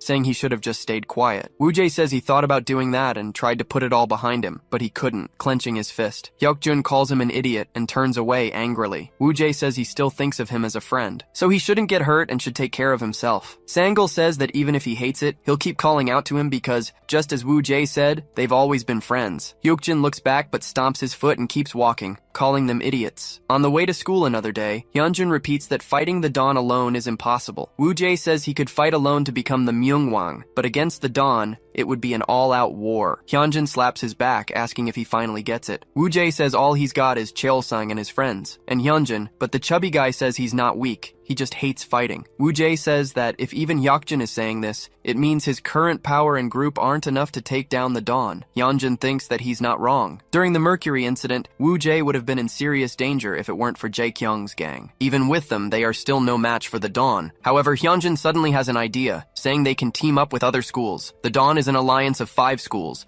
and to fight them, they'd have to deal with the other 2 strongest guys. Byung-guk leads the Dawn, so they can't try to team up with him. That leaves only the strongest from Jinsung and Jimyong High, so their best bet is to beat them both up and get them on their side. Analyzing that the leader of Jinsong Hai is tough, since his father is the second Myungwang, and the leader of Jimyong apparently defeated the 16th Myungwang not too long ago. Either way, neither of them will be easy, and Wu Jae remembers those two. Hyunjin notices some delinquents running out of an alley, shouting that it wasn't them and they shouldn't have done it. Hyunjin says he has a bad feeling about this, and they should go check it out. In the alley, Seokmin is beaten up. Jongjin had done this while Cheol-sung's gang was nearby. The guy approaches with a swift punch, but Jongjin just dodges it easily. Then he ducks slightly and lands across to his abdomen. Cheol-sung groans in pain, and Jongjin readies another punch, but he takes no damage as Wu Jae defends him with his backpack. The opponents quickly stare each other down. Wu Jae says he's the same goody two-shoes as before, while Jongjin just calls out his name. He then lunges forward with a punch, but Wu Jae dodges it quickly. Lifting his foot off the ground, he strikes. Jongjin blocks with his hands, but the protagonist advances once more. Both of their blows counter each other. Jongjin grabs his arm, and Wu Jae kicks his leg. They both quickly repel each other. Everyone is surprised, and Wu Jae puts his hand on the wall. The two quickly recompose themselves for combat. Jang yells for them to stop, asking why they don't just pick a time and place and do it for real. If someone reports this, they're all screwed, since they aren't after the Myungwang title anyway, and it would be an official match they have the right to hold. Wu Jae thinks that if he's the strongest at Jimyong High, then they were bound to face off sooner or later, asking if the goody two-shoes accepts these conditions. Jongjin says he's in, and he better not even think about running from it. Elsewhere, Seokmin shouts that they're innocent. They were just trying to stop these upperclassmen. Hyunjin replies that they're not from their school, because he's never seen them before, and one of them was wearing the uniform of one of his friends. Chil-sung thinks that if Wu Jae hadn't interfered, he would have been beaten to a pulp by Jongjin. Seokmin asks his friend to say something. Wu Jae grabs Chol-sung's head, saying he knows there's no way these idiots started this. He was going to fight this guy anyway, so he'll just win and clear their names. But to finish this, they've got some work to do as his official idiot squad, the next day at school. Jaekyung sucks on a lollipop while Munsu explains that Wu Jae will be facing the strongest from Jimyong High soon. He heard Jongjin beat the 16th Myungwang, so they must be curious about what kind of guy he is, asking what Jaekyung is going to say. The blonde guy asks if he doesn't have anything better to do, wondering why he's wasting his time on such trash. In another part of town, Hak Yong is reading a webtoon. Kim and Chang Ho grab his arm, telling him they should go. Since he'll have to fight one of them eventually, he should see what they're like. But Hak Yong says his favorite author's new chapter is about to be released. Gisyong says Wu Jae is one thing, but the guy from Jimyong High is a whole other story. Hak Yong adds that he doesn't seem like a normal guy. Kim confirms it since he was able to defeat the 16th Myung Wang. Hak Yong grips his phone, and his friends ask if he's interested. Elsewhere, people from all groups gather to watch the fight. Hak Yong watches with his friends. Hyunjun, in the middle of the crowd, notices Sangil and waves at him. The members of Jimyong High start to arrive. Wu Jae calmly walks up, not in his uniform. Jang asks if he came alone. Wu Jae ignores him, saying it should be a fair fight, just the two of them. Jongjin agrees, saying that's how it should be. The protagonist says it's good he's not making a scene and tells him to get ready to fight. Jongjin says he's going to make him pay for everything he did to his school. Wu Jae just says he's been talking that same shit since last time, but he'll make sure to make him eat those words. Then, they both rush toward each other. Wu Jae throws several jabs at his opponent, but Jongjin dodges everyone. The protagonist throws a stronger punch, but it's easily avoided. Jongjin thinks, he's faster than I thought, but he counters the protagonist's punch from below. Wu Jae loses his balance and takes a hit to the head from the impact. Jongjin wonders if he didn't hit him hard enough, because the protagonist quickly turns around, landing a palm strike to his face. Jongjin is injured. Wu Jae thinks, I thought that was a knockout, but he turned his head and minimized the damage. Then the student rushes forward. Elsewhere, a group of bullies waits eagerly, commenting that a fight is about to break out. One of them complains that the uniform makes them look weak, but his buddy makes fun of him. They laugh at the joke, playfully telling the other to shut up. Just then, one of their phones buzzes, and he pulls it out to check the notification. He confirms the money has hit his account, showing the screen to his partners. With a victorious smile, the young man says they're not suckers anymore. He gets pissed and decides to throw away his uniform, yelling for them to get rid of them. But as he's about to leave, a strong hand grabs his arm, stopping his escape. It was Ujay and his crew, who show up saying they caught the little punks red-handed. Without a second thought, Ujay lands a powerful punch right in the guy's face. The impact is so strong that the bully flies backward, completely stunned. The fight gets serious, with the two trading fast blows and glaring at each other with hatred. The scene changes, showing that from above, two people were watching the whole commotion. It was Jongjin and Hak Yong, with Jungjin asking who he thinks will win the fight. Jungjin then tells his companion that he'll leave the guy from Jim Young for him to handle. Back in the fight, Doyunbaek's phone vibrates and he gives a slight smirk. Looking at the screen, he sees they've managed to track Mark, who has been found. Hakyong then announces he's going to get the little squirrel and immediately leaves on his mission. Jungjin stays behind, observing everything with his serious and calculating gaze. The scene cuts back to the brawl, with Doyun landing a heavy blow on our hero, but Ujie doesn't take it lying down and manages to block one of the enemy's strikes. He thinks that the guy is not an easy opponent, as he seems to read his movements. On the other side, Doyun also realizes he had mistaken Ujie for just some nobody. Still, he's not shaken and says there's no way he can lose this fight. Ujie manages to dodge a punch, explaining that he twisted his body and the blow missed. He counterattacks, and Doyun notices the kid's speed has suddenly increased, but he's not intimidated, and thinks that if Ujie got fast, he'll just get faster. With that, Doyun lands a quick, precise strike on our protagonist's leg. Ujie loses his balance, but uses the momentum to advance and grab his opponent's arm, and without giving him a moment to breathe, he starts unleashing a sequence of brutal punches. Doyun defends against the punches, thinking he won't fall for Ujie's wild blows. He remains calm and keeps his guard up, waiting for an opening to counterattack. Ujie continues his full-force assault, but Doyun manages to defend himself well. Our hero backs off frustrated, feeling like he's punching a brick wall. And indeed, Doyun proves to be a true wall, unfazed by his rival's attacks. With a focused look, he spots an opening and thinks this is his chance. In that instant, he grabs Ujie's arm and leg with impressive speed, and without giving him any chance to defend, he throws him to the ground with all his might. On the ground, our hero can only groan in pain, feeling the impact of the hard fall. Doyun approaches and raises his hand, preparing to end the fight for good. He then lands a clean knife hand strike to Ujie's neck. Ujie gets up with difficulty, while Doyun looks down on him, appearing victorious. He wipes his mouth and warns that a rash move only creates openings for the opponent. Ujie looks at his sore arm, wondering if that was some kind of hapkido, but with a smirk, he asks if Doyun didn't consider that it might have been bait. Ujie lunges at Doyun with everything he's got, catching him by surprise with the feint. He lands a hit on his opponent, who feels the blow with force, but Doyun immediately retaliates with a powerful punch to Ujie. Angrily, he warns that this time he's going to twist our hero's arm for real. Ujie rushes in again, trying to land another of his quick strikes. Doyun narrowly dodges, thinking the kid's attacks are still sharp, but he manages to block the punch, warning that this will be his last attack. Then, Doyun grabs our hero's arm with impressive strength and twists it. He applies a twisting technique, and Ujie tries to use the same move as before, but Doyun spins and reverses the situation, slamming our hero against the ground. And with a final blow, he lands a powerful strike to the face of his fallen opponent. The blow is so strong it knocks him out, leaving him sprawled and unconscious. The crowd watching sees both opponents on the ground, signaling the end of the fight. Ujie is on his knees, panting and exhausted after such an intense exchange, but suddenly a shadow falls over him, and the boy looks up, confused. Ujie is shocked, wondering if Doyun is a zombie for never staying down, but Doyun, though completely battered, says with difficulty that he's not done yet. However, his body can't take any more, and he finally collapses to the ground, defeated. Ujie watches the fallen guy, having flashbacks of other fights from his past. From a distance, a guy in a leather jacket comments that the punk really knows how to make things tense. He looks up, and we see that Jungjin was still there, just observing. Jungjin is surprised, covering his mouth as he recognizes who was down there all along. Doyun, on the ground, says it seems he's still no match for Jungjin Seonbai. Jungjin then turns his back, saying the result was disappointing, as always. The scene cuts to the night sky, creating a tense, post-battle atmosphere. Even in defeat, Doyun stares at the sky with a look full of anger and determination. On the other side, Ujie smiles with satisfaction, saying it's been a while since he had a good fight. Doyun struggles to his feet and admits defeat with his head hanging low, but he glares at Ujie and warns him not to think this beef is over. Ujie listens as the guy vows to keep hounding him until he leaves the school. With a confident smirk, our hero tells him to bring it on, because he'll just keep taking him down. Ujie gets annoyed and shouts that he never messed with Doyun's school,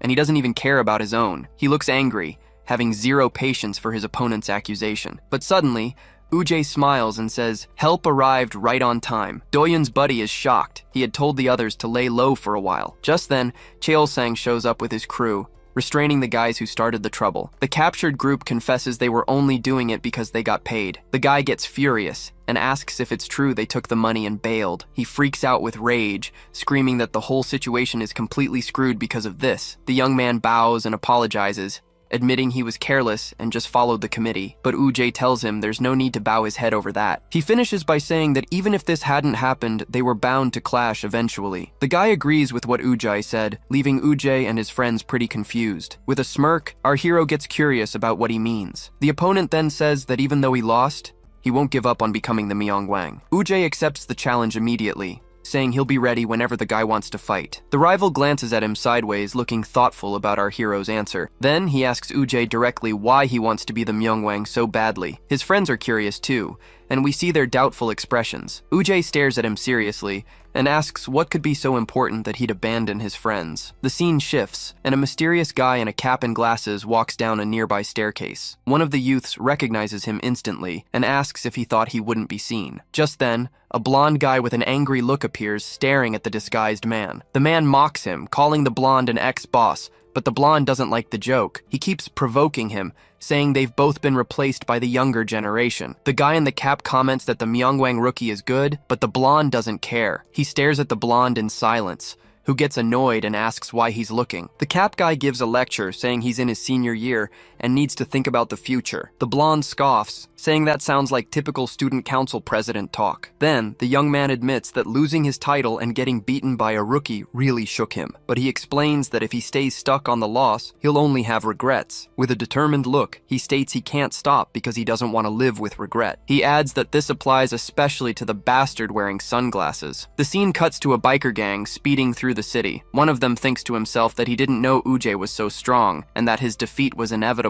He wonders what would happen if Ujay fought Seontai, but he worries about the possibility of Ujay losing and throttles up, irritated by the thought. Elsewhere, Omakim Oppa is live streaming, praising a girl's style. He tells his viewers she's a freshman and attends the same school as him. Omakim invites her to join the crew he's putting together, and she accepts. He says goodbye, telling her he'll see her at school, and night falls over the city. But from a distance, someone watches everything and raises their phone to record the whole scene. He watches some girls on the street, commenting on how mature kids are these days, but he wonders what's going on with high schoolers nowadays. Then he turns back to the stream and asks the chat to show lots of love for his program, Teen Excel. In the chat, someone recognizes the girl and asks if she's from Myeongwang High, surprising him. The camera focuses on Hyeri Chai, a student walking by with a totally different vibe. He finds her vibe interesting and asks his followers if he should go talk to her. Omakim approaches her, asking if she's from Myeongwang and if she has a moment to chat. The girl gets a bit nervous at the approach and declines, apologizing, but he insists, saying he can't let her leave when the fans are so hyped. He turns the camera toward her and asks the viewers to help convince her to join in. Firmly, Hyeri asks him to put the phone away, since she already said no. The live chat is ruthless, and people start mocking him for getting rejected. Omakim gets furious at the situation, grinding his teeth in pure rage and embarrassment. He loses his patience and tries to grab her, yelling about why she's playing hard to get. The girl turns around in fear, completely shocked by the streamer's aggressive attitude. Suddenly, someone snatches the selfie stick from his hand, making the streamer livid. He stands in the middle of the street while the crowd starts gossiping about the commotion. Outraged, he screams that she's freaking out and making him look bad with that trash. Hyeri is totally stunned, unable to believe the guy's aggressive behavior. But out of nowhere, a strong hand grabs his wrist, and he jumps, confused. It's Hak Yong, glaring at him with hate and asking how he dares to mess with Hyeri. The girl recognizes him immediately and is surprised to see who showed up to defend her. We are told he is Hak Yong Yoon, a second-year student at Jinsong Tech. The streamer screams in desperation, telling Hak Yong to let go because he's going to break his wrist. Then the big guy simply lets go, letting the piece of the selfie stick drop to the ground. Omakim runs off, but screams a threat that the guy is dead meat. Ujay's friends are shocked by the audacity, but one of them says to just let it go. His buddy is confused, looking like he can't believe what just happened. Hak Yong then turns to the girl and asks in a calm voice if she's okay. She answers yes, and thanks him for helping her out of that tense situation. A romantic mood fills the air, and the two look at each other in a special way. From a distance, Omakim watches the scene with hatred, screaming that they're all going to pay. He then grabs his phone and calls Rhea, ordering her to bring the boys over. The girl holds the broken piece of the staff, while Hak Yong stands awkwardly near her. The big guy starts breaking out in a cold sweat, clearly nervous as Hyeri Chai approaches. She then thanks him for his help, but he gets all flustered and says it was nothing. The two of them just stand there, and a somewhat romantic mood starts to fill the air. From a distance, Ujay's friends watch the scene, one all excited and the other sleepy. Hakyong says it feels like fate brought them together, but his friends make fun of his serious talk. His buddy keeps teasing him, making Hakyong completely embarrassed by the whole situation. But Hiyeri smiles and says she doesn't mind if they speak casually. He blushes and agrees that's better since they're the same age. His buddies keep pushing him, telling him not to just stand there and to say something to her. Hidden away, Omakim smokes a cigarette, watching the whole scene with pure hatred in his eyes. He turns to his guys and yells, telling them to go take out those losers now. But out of nowhere, one of his own men turns and slaps him across the face. The streamer is thrown hard against the wall, collapsing to the ground without even reacting. The brute gets furious, yelling that a spoiled little brat doesn't dare show off in front of him. The brute glares at the group with a furious look, showing he's not messing around. Hakyong provokes him, calling the guy a peaceful bastard and making fun of him. But then a girl with purple hair shows up, and the guy mutters that he can't believe it. Hiyeri smiles, and the newcomer asks if she happens to know that loser over there. With a mocking smile, the girl warns that nothing good ever comes from them crossing paths. The scene cuts to a flashback, showing something being thrown violently to the ground. We see Doyen telling the guys to leave, to stop tarnishing the committee's name, but a student rebels, shouting and asking who he thinks he is to be giving orders. Doyen doesn't hesitate and lands a hard punch, startling the boy. He then warns in a serious tone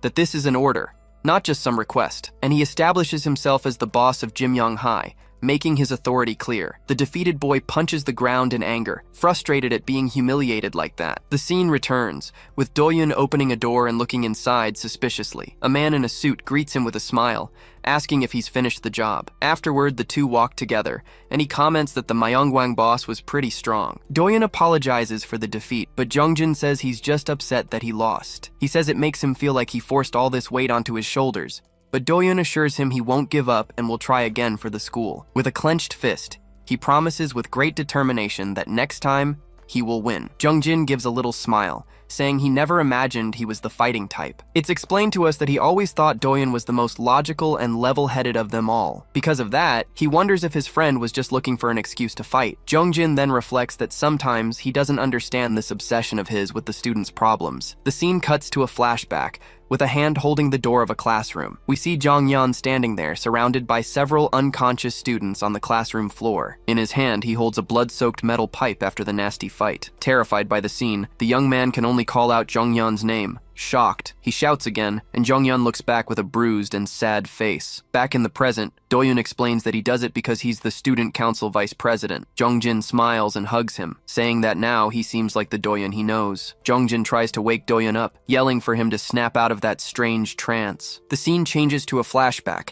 with Ji-young on the floor while someone shouts to call a teacher. Jongjin announces he's taking her to the nurse's office and asks Doyun to handle things there. He watches the scene with a serious and thoughtful look, pondering what happened. Then, his hand reaches down and picks up some blue pills that were lying on the floor. He examines the pill and recognizes the name Orion, shocked by the discovery. Elsewhere, a group of tough-looking guys gathers, looking ready for trouble. We see that they're a gang of foreigners, all looking mean. One of them smirks, saying he was just looking to warm up a bit before the fight. Then they jump down from a high place, commenting that they arrived at the perfect time. A guy in glasses immediately lunges forward, landing a powerful punch on his rival's face. The fight continues, and one of them is caught from behind in a chokehold, completely immobilized. Another guy is thrown hard to the ground, his face slamming down from the impact. One of the attackers gets ready to swing a bat, aiming for his opponent's head, but from behind, you can only hear the crack of the bat. One of the gang members faces his opponent, taunting him to see what he's got. At that, the brute charges forward with everything he's got, winding up an angry punch. The blow lands square on, with an impact so strong it looks like it'll knock the guy down, but he just gives a little smirk and prepares a quick counterattack with his own fist. Except his punch fails, and the opponent easily blocks the blow. The guy is thrown far away, and Mark appears, observing the fallen enemy on the ground. He comments that the Sunrise Gang is no joke, since they took the guys down so fast. Then he turns to a mysterious shadow and asks, "Isn't that right, boss?" A man stands up, and Mark identifies him as Seontae Yang by his handsome face. Seontae gets irritated and asks who the hell dares to say the name he hates. Then the white-haired man introduces himself, saying his name is Gyeongsuk's son. Seontae is surprised, as he'd already figured he wasn't just a nobody, but Gyeongsuk taunts him, asking why he's already frozen in place, and without waiting for a reply, he rushes towards Seontae with absurd speed. Gyeongsuk lands a devastating blow, showing that he's on a completely different level. Seontae senses the danger approaching and his fighting instincts kick in at the critical moment. With a malicious smile, Gyeong-seok attacks with a vertical strike, bringing his weapon down with full force. But Seontae manages to dodge at the last second, narrowly escaping the deadly attack. The weapon hits the ground hard, shattering everything, and Gyeong-seok presses forward with his power. Seontae turns calmly as the villain says he expected more, seeing as he's the brother. He continues to stare him down, listening as Gyeong-seok completes his taunt with contempt. And then he finishes by saying that Seontae is a huge disappointment, right to his face. Gyeong-seok lunges at Seontae, calling him a huge disappointment. The young man's eyes widen, surprised by the speed and force of the incoming blow. With a furious look, Gyeong-seok calls him a brat, completely underestimating his opponent. But Seontae dodges the punch with a simple head movement, leaving the older man shocked. The camera pans out, showing his perfect agility as he escapes by a hair's breadth. Gyeong-seok smirks, admitting he doubts anyone his age could beat him. He adds that, of course, Seontae is still a long way from Seonu's level. Then Gyeong-seok reveals he knows about their relationship, which is why he thinks they could team up. He turns his back and walks slowly towards his team, showing his confidence. Then, he calls for Mark, who answers immediately, introducing himself as the big boss. The white-haired man tells him to treat Seontae with respect, because you never know what tomorrow holds. He finishes by saying that Seontae might be the future leader of the powerful Ilwan group. Mark then asks if the boss is just going to leave, a mocking tone on his face. And in a sudden move, he charges at Seontae with a baton, yelling a curse. But before the blow can land, a tattooed hand appears out of nowhere and stops the attack firmly. The scene reveals two more people watching the fight. The aggressor gives a small smirk, as if he doesn't care about the interruption, but his hand is squeezed hard, making the brute tremble and groan in pain. Mark then screams that it hurts a lot, desperately clutching his own wrist. The guy with the gold chain gets annoyed and tells Mark to wait, calling him a punk. Seontae comments seriously that this whole mess is because their business needs his stuff. Then Mark, or one Iljin, asks mockingly if he isn't right. New boss. The scene changes to a fancy place, with a sun emblem on the wall and electronic music playing. In this place, Mark is relaxed, drinking next to a girl and enjoying the party. Nearby, two other group members are chatting and drinking, completely at ease. The man in the leather jacket and sunglasses is also at the party, but with a serious face. A bit further back, a young man with glasses observes the surroundings with a very attentive gaze. The scene cuts to outside the building, showing the busy street at night. Outside, the guy in the leather jacket is leaning against a motorcycle, alone. Then the guy with glasses arrives and asks why he's out there, and he says he just wanted some air. The guy with glasses asks about Orion, saying that since it's a steroid, it's a bit risky, right? But the other one replies that Seontae is an old friend, and he's not sure if he should let him go down the wrong path. Then the one with glasses confronts him, asking what he has to say about Ujjae. The guy in the jacket gets angry at the question and wants to know what he's implying. Just then, the one with glasses reveals he already knows about his connection to this Ujjae person. He continues, saying that's why he can't understand his recent actions at all. The man in the leather jacket just adjusts his glasses, keeping his expression serious and cold. He starts to walk away, telling the other not to get the wrong idea about the situation. Then he stops suddenly and tells his colleague to get a grip and pull himself together. Outraged, the one in the leather jacket turns and yells, asking what he just said. The one with glasses retorts that if it weren't for Seontae Seonbai, he wouldn't be where he is today. The scene then shifts to a flashback, showing a normal street on a sunny day, and we see a younger Ujjae thanking someone with a look on his face like he's being forced to. The person he's thanking is holding a drink and asks why he didn't get one for himself. Soon after, a group of students appears, enthusiastically thanking their Seonbai. Ujjae complains that something is very wrong, but his friend tells him to just accept defeat. The group of classmates starts laughing, proposing a rematch to settle things in the finals. Angry, he yells, asking why they're laughing since their grades are terrible too. The Seonbai admits he has a point, but warns that with Cheol-sang it's a different story. We're told he ranked first in the entire school on the semester exams. The two friends are completely shocked, shouting in disbelief at what they just heard. The classmate continues,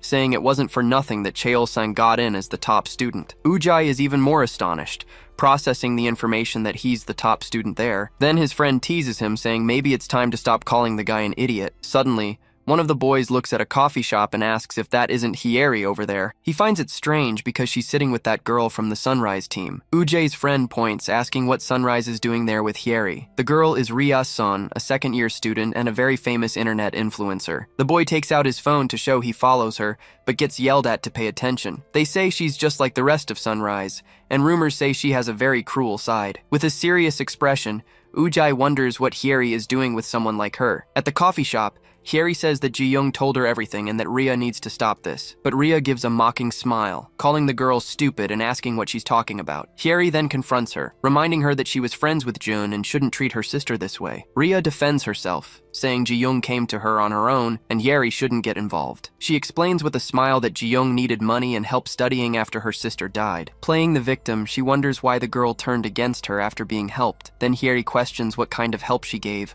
wanting to know the truth behind it. Ji-young, trembling with fear, tries to speak to her, calling her Aoni, a term of respect. But as she tries to talk about the money, Rhea picks up the glass with a look of pure malice, and without a second thought, she throws the entire drink in Ji-young's face, who is left soaking wet. Rhea yells at the girl, saying she's very brave for thinking she can get away with this with Hyeri there. She turns to Hyeri and tells her not to get cocky, because the problem is between her and Ji-young. Hyeri stands up abruptly, telling Rhea to be honest for once in her life. Then she accuses her of taking out all the feelings of inferiority she had for her sister on Ji-young. Hyeri helps Ji-young up and announces that they are leaving right now. The two leave the place together, leaving a thoughtful and irritated Rhea behind. With a smirk, she says that the one by Seontai's side now is her, not some dead girl. Then she glances over her shoulder and discreetly calls for Omakim Oppa. He appears with a camera in his hand and she asks if he managed to film the sucker. With a malicious smile on his face, the guy replies that, of course he did. Omakim then looks at the photos on the camera,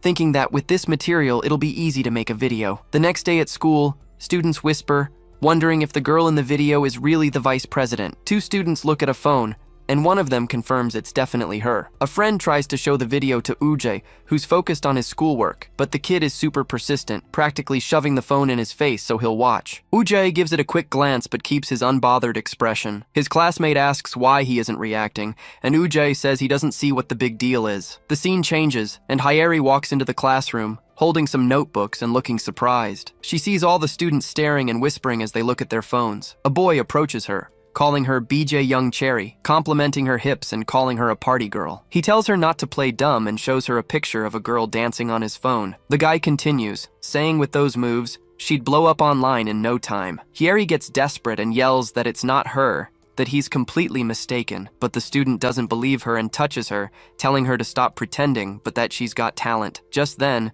Ujai grabs the guy's collar and tells him to stop, since she already told him to. He says if she said it's not her, then there's no reason to start drama over it. Hyeri's phone suddenly vibrates, and when she sees the message, she's in complete shock. Ujai notices her stunned expression and finds her reaction strange, wondering what happened. After school, he follows her through the streets, his friend questioning how long he's going to trail her. He keeps watching from a distance and sees the girl enter a sketchy-looking commercial building. His friend starts asking questions, so Ujai covers his mouth to not blow their cover. His friend takes the chance to tease him, asking if he's into Hyeri or something. Seeing his reaction, the friend says that getting all flustered just makes him look even more suspicious, but Ujai explains he's just worried about her because he has a really bad feeling about this. The boy then falls silent, understanding the situation is much more serious than it seemed. The scene changes, and Ji-young runs into a karaoke bar, desperately calling for her Aoni. She finds Hyeri being taunted by a guy who calls her by the nickname BJ Young Cherry. The group continues the intimidation,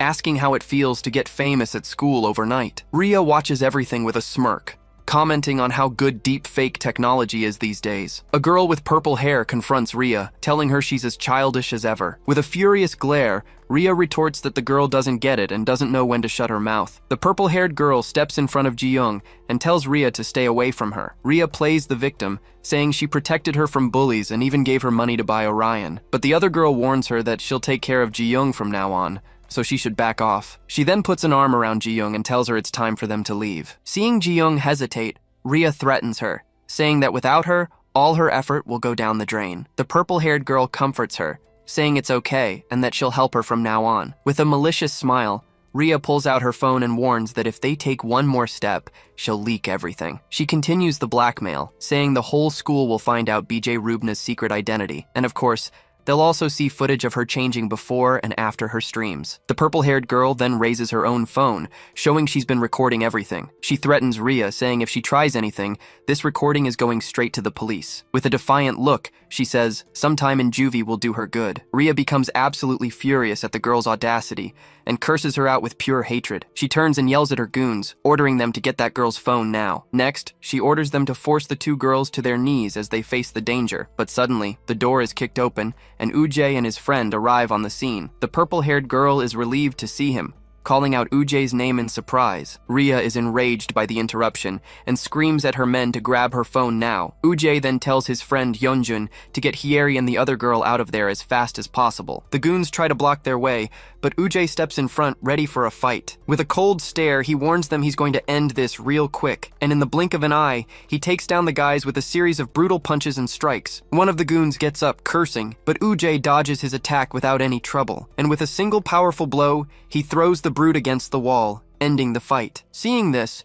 Rhea gets desperate and grabs a fire extinguisher to attack Ujay from behind, but he senses the movement, catches the extinguisher, and uses it to pin the girl by her neck. With no chance to fight back, she drops the extinguisher and falls to the ground, completely defeated. On the floor, she asks if he's part of Sunrise, and if he's the Ujay Shin. A memory of a fight flashes in his mind, and he tells her to give Seontae a message. He warns with a serious look that their rematch isn't far off. Outside, Hyunjin turns around, completely terrified, calling for the friend he left behind. Hyeri asks if it's okay to leave Ujay alone, suggesting maybe they should call the police. But the boy panics, thinking calling the cops would be going way too far. He gets desperate, wondering what he should do and if the best option is to call Cheolsang. Suddenly, he looks up as if he's just seen a ghost right in front of him. The boy turns pale with fear as he recognizes the figure heading toward them. It was Byung-uk, none other than the feared and dangerous leader of the Sunrise crew. The whole group freezes in fear, unable to believe they've run into him of all people. With his heart in his throat,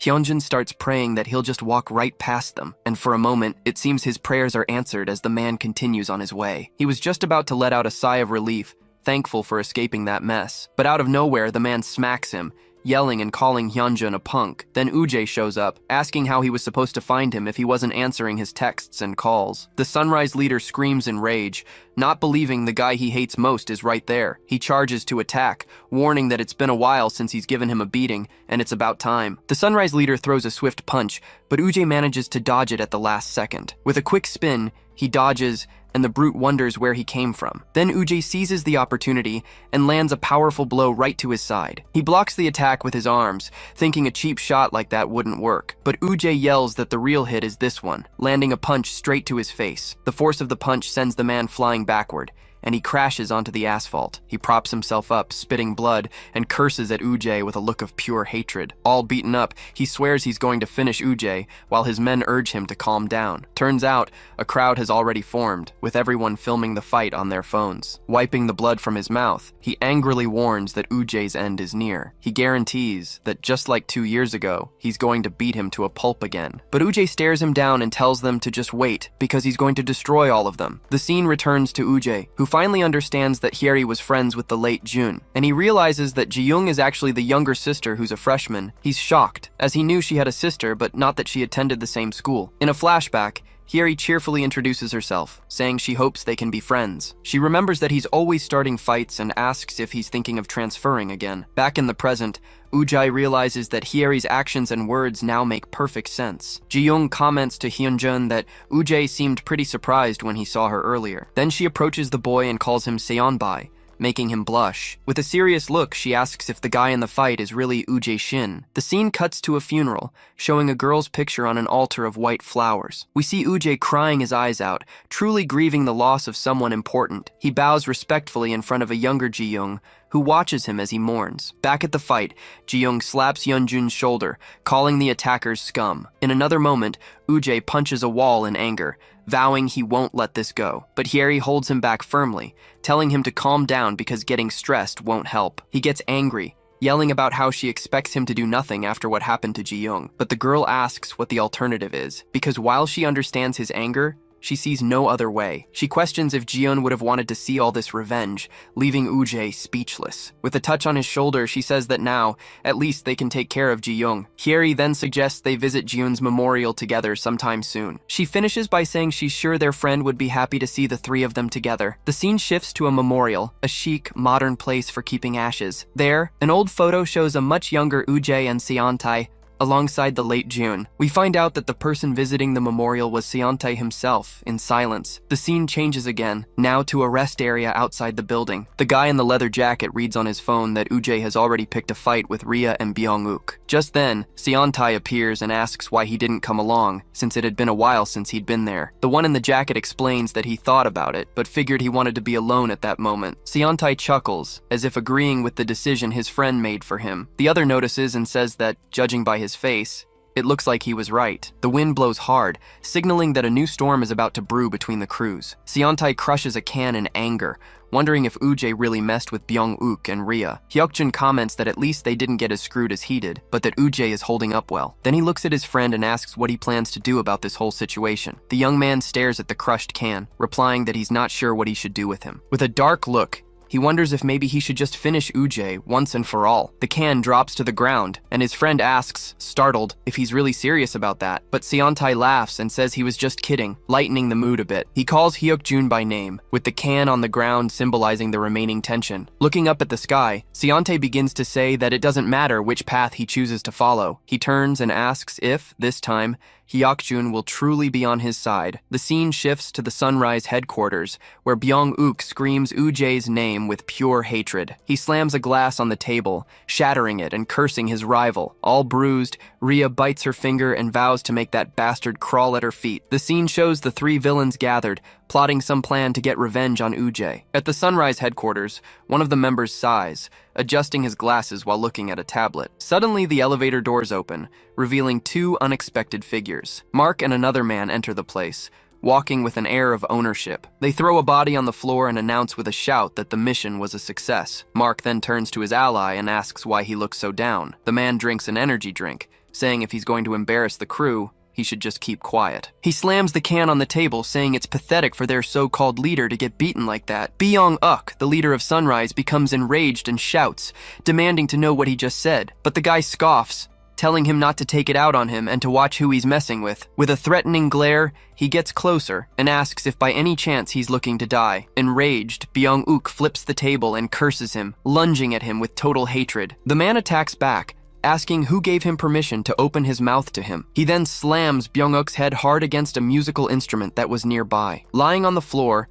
the Sunrise leader can only let out a scream of pain, completely broken. To finish it off, the attacker presses him against the floor, showing his complete superiority. Byung-uk groans in pain, being crushed against the ground with no chance to react. The young man with glasses is then revealed, being called Doyun Seonbae by the attacker. He asks if they've found the guy he's looking for, the one who beat up his cousin. The man releases Byung-uk and asks if he tracked him, wanting to know who the hell he is. Doyun explains that he didn't, but he got the list of transfer students and already sent it to his phone. With a thumbs up, the guy praises Doyun, saying he's really Seontae's brain. As Byung-uk coughs, the man says he didn't see anyone suspicious on the list. He decides he'll just take them down one by one until the truth comes out. But where's his phone? The brute then realizes his phone has simply vanished from his pocket. He screams desperately at whoever took it, demanding they give his phone back now. Covered in blood, Byung-uk yells Doyun Bayek's name, telling the bastard to come back. But Mark calms him down, telling him to relax and keep his composure in front of everyone. Rhea watches everything with a hateful glare,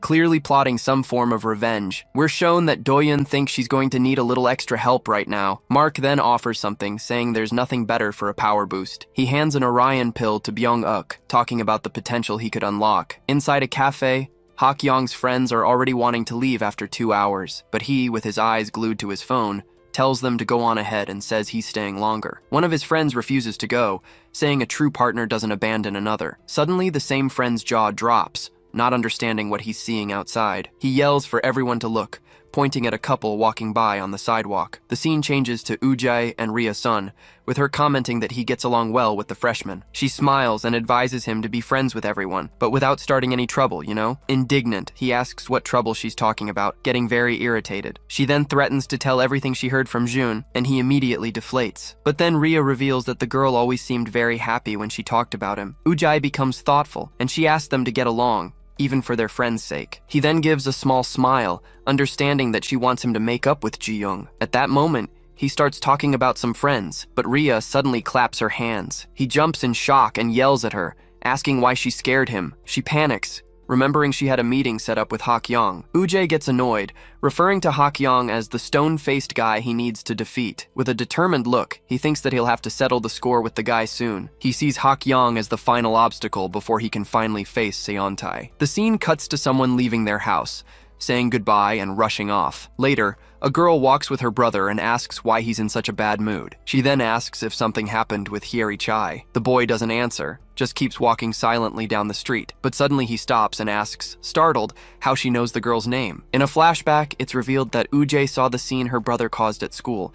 He was making a huge scene in front of everyone with his big, clumsy demeanor. Ujae then shouts that it would be impossible not to know, since everyone saw the commotion. Her brother tries to run away in embarrassment, and the girl yells at him to get back there right now. Alone, she wonders why, of all people, it had to be Hyeri. The girl, who we learn is named Ha-eun-yoon, fears her brother will get hurt again. The scene changes, and we see a guy pointing at Ji-young in the middle of a group. In the classroom, Ji-young is sitting and wonders if it was Ujae who told everyone about her. We then see Cheol-sang, who looks thoughtful and remembers the conversation he had with the upperclassmen. In a flashback, Ujae asks Cheol-sang and his friends to do him a favor and keep an eye on her. He emphasizes the request, saying he's counting on Cheol-sang since they're in the same class. One of the friends then asks, full of curiosity, if the girl is his girlfriend. Ujae doesn't think twice and smacks the guy on the head without any patience. He yells, asking what kind of nonsense that is, and the friend justifies himself by saying he seemed so serious. With that, Ujae explains that she's the younger sister of a very important friend of his. Cheol-sang is surprised, repeating the part about the friend who meant so much to the upperclassmen. Excitedly, he and his friends shout that Ujae can count on them for this mission. Ujae just watches the freshman, thinking he'll leave the girl in their care. Back in the present, Ji-young looks behind her with a somewhat suspicious expression. Cheol-sang, who was in the room, notices her movement and goes on high alert. He watches the girl get up and leave the classroom, heading toward the hallway. Without wasting a second, Cheol-sang and his group get up and start following Ji-young. She turns around and asks if they need something, startling the boys with her direct approach. Cheol-sang gets all flustered, stammering that it's nothing, really. He looks at his friends, who are pretending like nothing's happening, and calls them traitors. Then he turns to Ji-young and starts to explain that the truth is Ujae. She interrupts him, surprised, asking if he's talking about Ujae Shin. The whole group excitedly confirms that it's him, the sophomore Ujae Shin. With a small smile, she thinks of his name and calls him Ujae Oppa in her head. Cheol-sang gets confused, repeating the word Oppa without understanding the familiarity. The scene shifts to a cafe, where Hyeri Chai is apologizing sincerely. She says things were a mess that day, and that she owed him an apology. Hak-young, a bit embarrassed, says it's okay as long as she didn't get hurt. One of his friends gets excited about the cake on the table, and Hak-young agrees it looks good. But another guy in the group clutches his backpack strap, feeling very uncomfortable. Then, he suddenly stands up and tells everyone he's leaving. His friend doesn't get it and asks why he's leaving if he was going to eat cake, but the friend drags him away while he begs to have just one piece of cake. The guy then glances back, checking if the plan is working as it should. Hak-young watches the scene with a serious look, understanding the signal his friend was giving. Then the friend gives a discreet wink, confirming it was all an act between them. Hyeri gets worried, commenting that their friend seemed really upset, but Hak-young reassures her, saying he'll be fine next time, leaving her confused. Sitting alone, he then brings up the time she was talking about Hyeri. He remembers that rainy day when they first bumped into each other on the street. A flashback shows her putting a bandage on his face, and he looks very surprised. Hyeri then reveals that although she didn't recognize him at the time, that was when she first saw Ujae in person. She explains that before that, she had only seen him in photos on her phone. The picture showed Ujae and a friend, along with a girl whose face was blurred out in the photo. She recalls Ujae introducing himself to the class, all smiles and wanting to be friends with everyone. And to her surprise, that same Ujae transferred right into her school and her class. At first, she thought he was so arrogant that all she wanted to do was slap him, but she continues her analysis, thinking about another side of Ujae's personality. She remembers that, as June said, he also has a very reliable side. In the end, she thinks he's a good guy despite his attitude. Hak-young gets a little tense with the conversation and asks if she likes Ujae. She panics and denies it immediately, saying she's not into arrogant guys. Besides, she says, a real man has to be strong and muscular like him. But then she realizes what she said and gets all embarrassed by her slip-up. Hak-young just stands there, processing the compliment about his impressive physique. To hide his nervousness, he chugs his drink in one go, leaving her speechless. She then changes the subject, saying Ujae will be a great help to Ji-young. At this, Hak-young asks if Ji-young is really her friend's younger sister. The scene cuts to another place where someone is yelling for a guy named Shokman to stop making things up, but the guy replies that it's not a lie,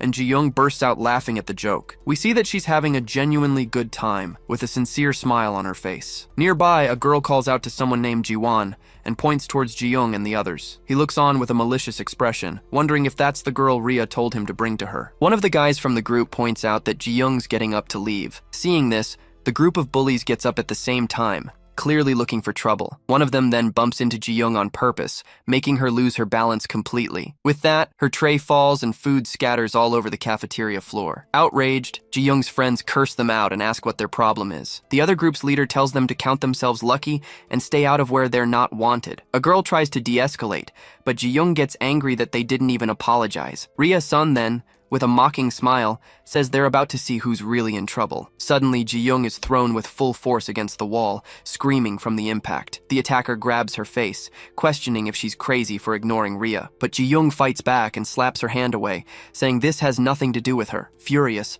the girl pulls Ji-young's hair with great force, cursing at her non-stop. She even mocks her, saying that hanging out with Cheol-sang's group won't do any good. Ji-won throws his cigarette away, saying he can easily take care of Ujay's goons. With a threatening look, the girl warns Ji-young that she'd better answer Rhea's calls, unless of course she wants to be dragged around like a dog. Tired of the nonsense, Ji-young shoves the girl and yells at her to leave her alone. The attacker gets furious at her reaction and says Ji-young is asking for a serious beating. With a cynical smirk, she asks if Ji-young has any shame at all. She taunts her, questioning why she hangs out with Cheol-sang, who holds her back from being the best. But Ji-young replies that she would never understand, since her grades are complete trash. The girl scoffs, saying she'd rather die than let go of her pride, and threatens to spill a secret. Before she can reveal anything, Ji-young lands a sharp slap right across the girl's face. Consumed by rage, the bully lunges at Ji-young, ready to retaliate with everything she's got. But out of nowhere, Ji-won appears and lands a powerful blow right in the middle of her face. The scene cuts back to the cafe, with Hyeri surprised to learn that Hak-young's sister goes to her school. She then asks what his sister is like, and Hak-young gets all flustered by the question. He describes her as a tough and very intimidating troublemaker, leaving Hyeri shocked. Curious, she asks for the name of Hak-young's younger sister. Back at the fight, Ji-won threatens Ji-young, and the girl says she's screwed now. Ji-won's group surrounds the girl, asking if she thinks she can just walk away, but she, whose name is Ha-eun-yun, tells them to pay for the burger they knocked over. The scene changes, and a boy shows off a blue pill saying it's for super focus. His friend is skeptical, and he explains that a guy paid him with it instead of cash. He continues, saying that even athletes use it because it's stronger than a lot of steroids. The other guy is doubtful, but he insists that the stuff is already worth a fortune on the forums. Back at the cafeteria, Cheol-sung wonders why Ji-young is taking so long. He then notices the commotion outside and immediately goes on high alert. Without a second thought, he gets up and runs towards the back exit. Arriving there, he looks around,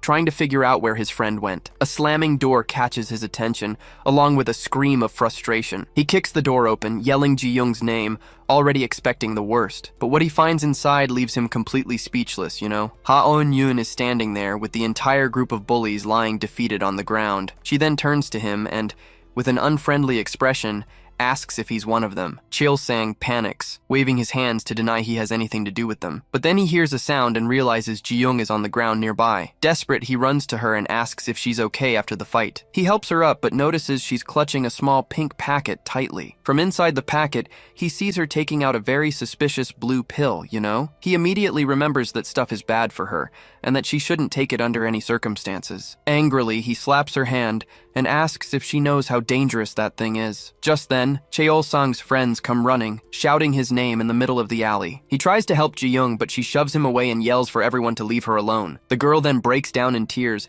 unable to handle the pressure anymore. Cheol-sang just stands there, looking at her with a very serious and worried expression. The scene changes, and Hak-young tells his sister not to take what he said about the girl seriously. Elsewhere, Hyeri reveals that Ujay was one of Jun's closest friends. She continues, saying she's worried because he's seeking revenge for what happened to his friend. A flashback then shows us that Ujay was the leader of a group, but got kicked out. Hak-young thinks that Ujay's appearance at the school is no mere coincidence. He just hopes that Ujay can finally live a normal life, away from fights. He then realizes that Hyeri has no idea Ujay has gotten into trouble. He then gets an idea. Without a reason for revenge, Ujay will calm down. With that, he decides he will destroy the Sunrise group as soon as he becomes the leader. The scene changes, with him dropping Hyeri off at the bus stop and handing her something. He smiles and tells her to take her time, knowing she must be busy. Hyeri thanks him, commenting that Hak-young is a very thoughtful guy. All embarrassed, he almost confesses, saying it's because he cares about her, but he plays it cool and says it's nothing,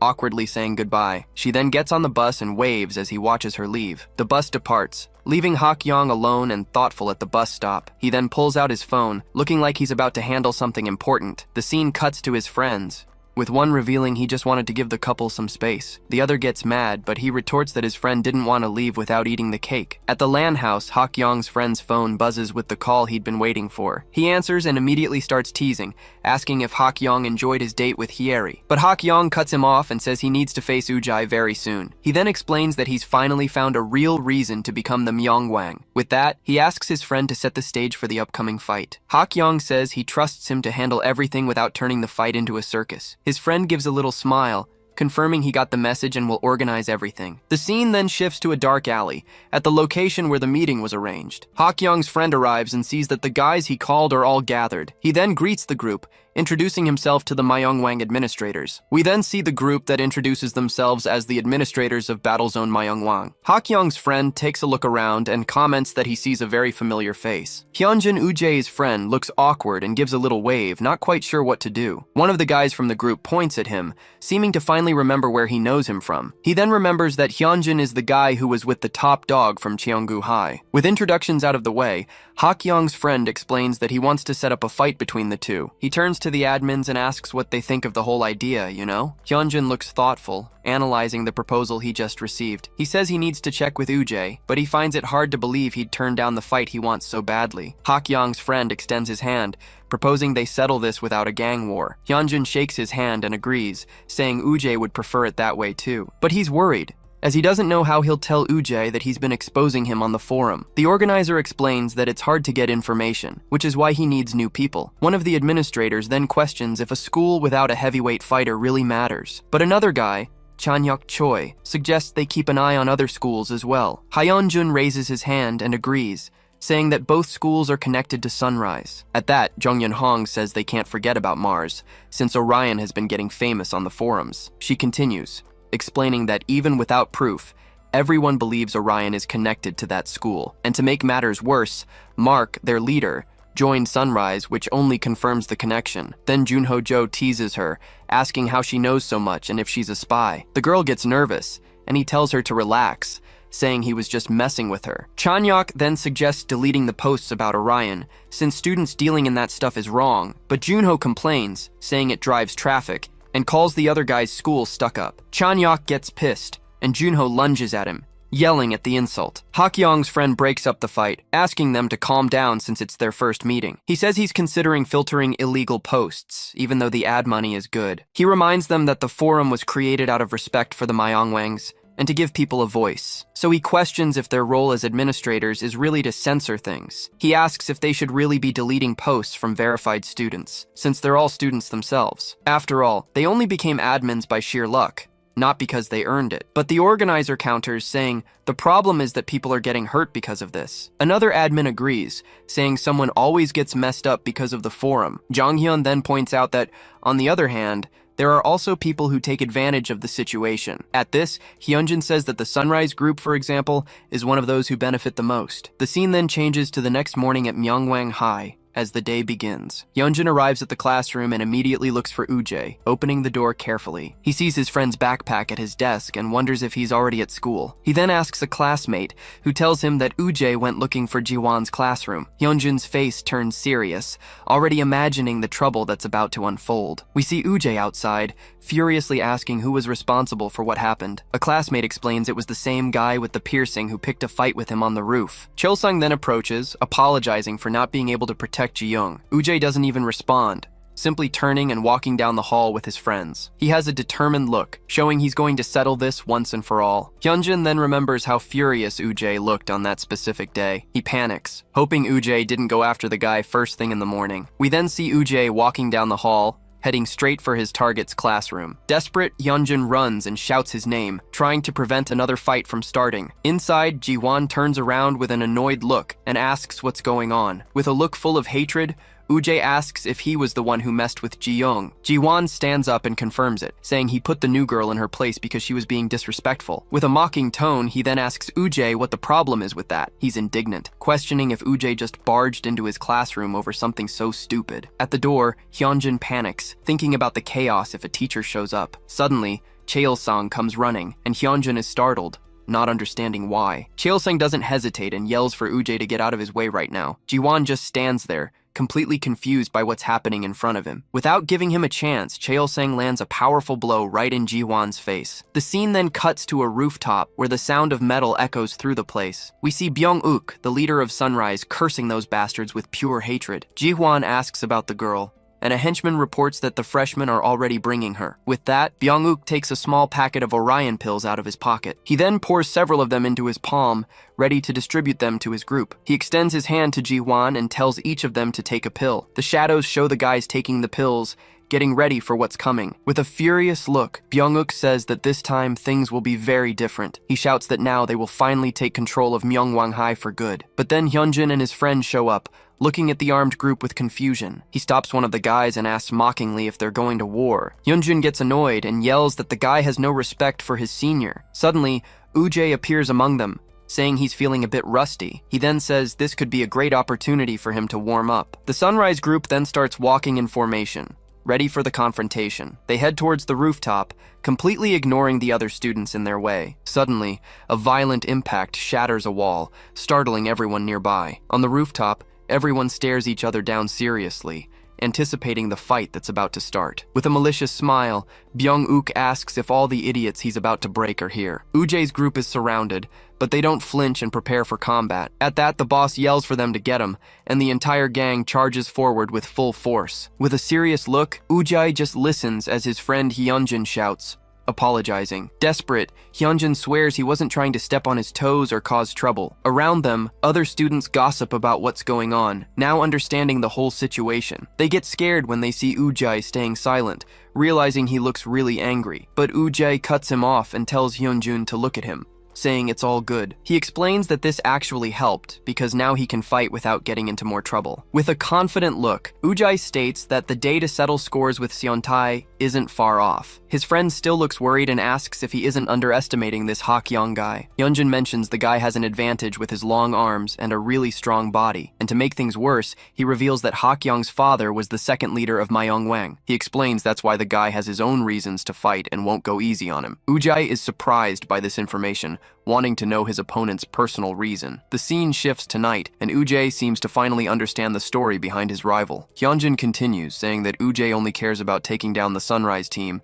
and the current Myeongwang, but he warns that Sunrise will interfere, and they aren't strong enough to handle it. The girl with glasses, Jung Yeon-hong, thinks about a strategy, saying she gets frustrated with Uji. She says she's considered teaming up with another school, but knows he would never accept it. At that, Chan-hyuk Choi wonders if an alliance between them would even be possible, thinking it's unlikely. But then he realizes that what he said sounds a bit offensive to the guy's friend. Hyunjin is completely confused, asking why he thought that was an insult. Chan-hyuk then explains that he's already thinking about what will happen after Ujjae wins. Ujjae's friend panics, trying to justify himself and saying he got it all wrong, but Chan-hyuk pats him on the back and says he's just kidding, telling them to chill out. Changing the subject, Hyunjin asks why Hakyong suddenly decided to go after the title. Chan-hyuk explains that, actually, Hakyong never liked to fight and always kept to himself. So Hyunjin asks what changed, and the other guy says it might sound silly, but he's serious. With a dead serious face, he reveals that the reason behind it all is the power of love. Ujjae overhears this from a distance and makes a face like he can't believe how weird this is. The other students start to laugh and cringe at such a cheesy revelation. One of them even scolds the laughing guy,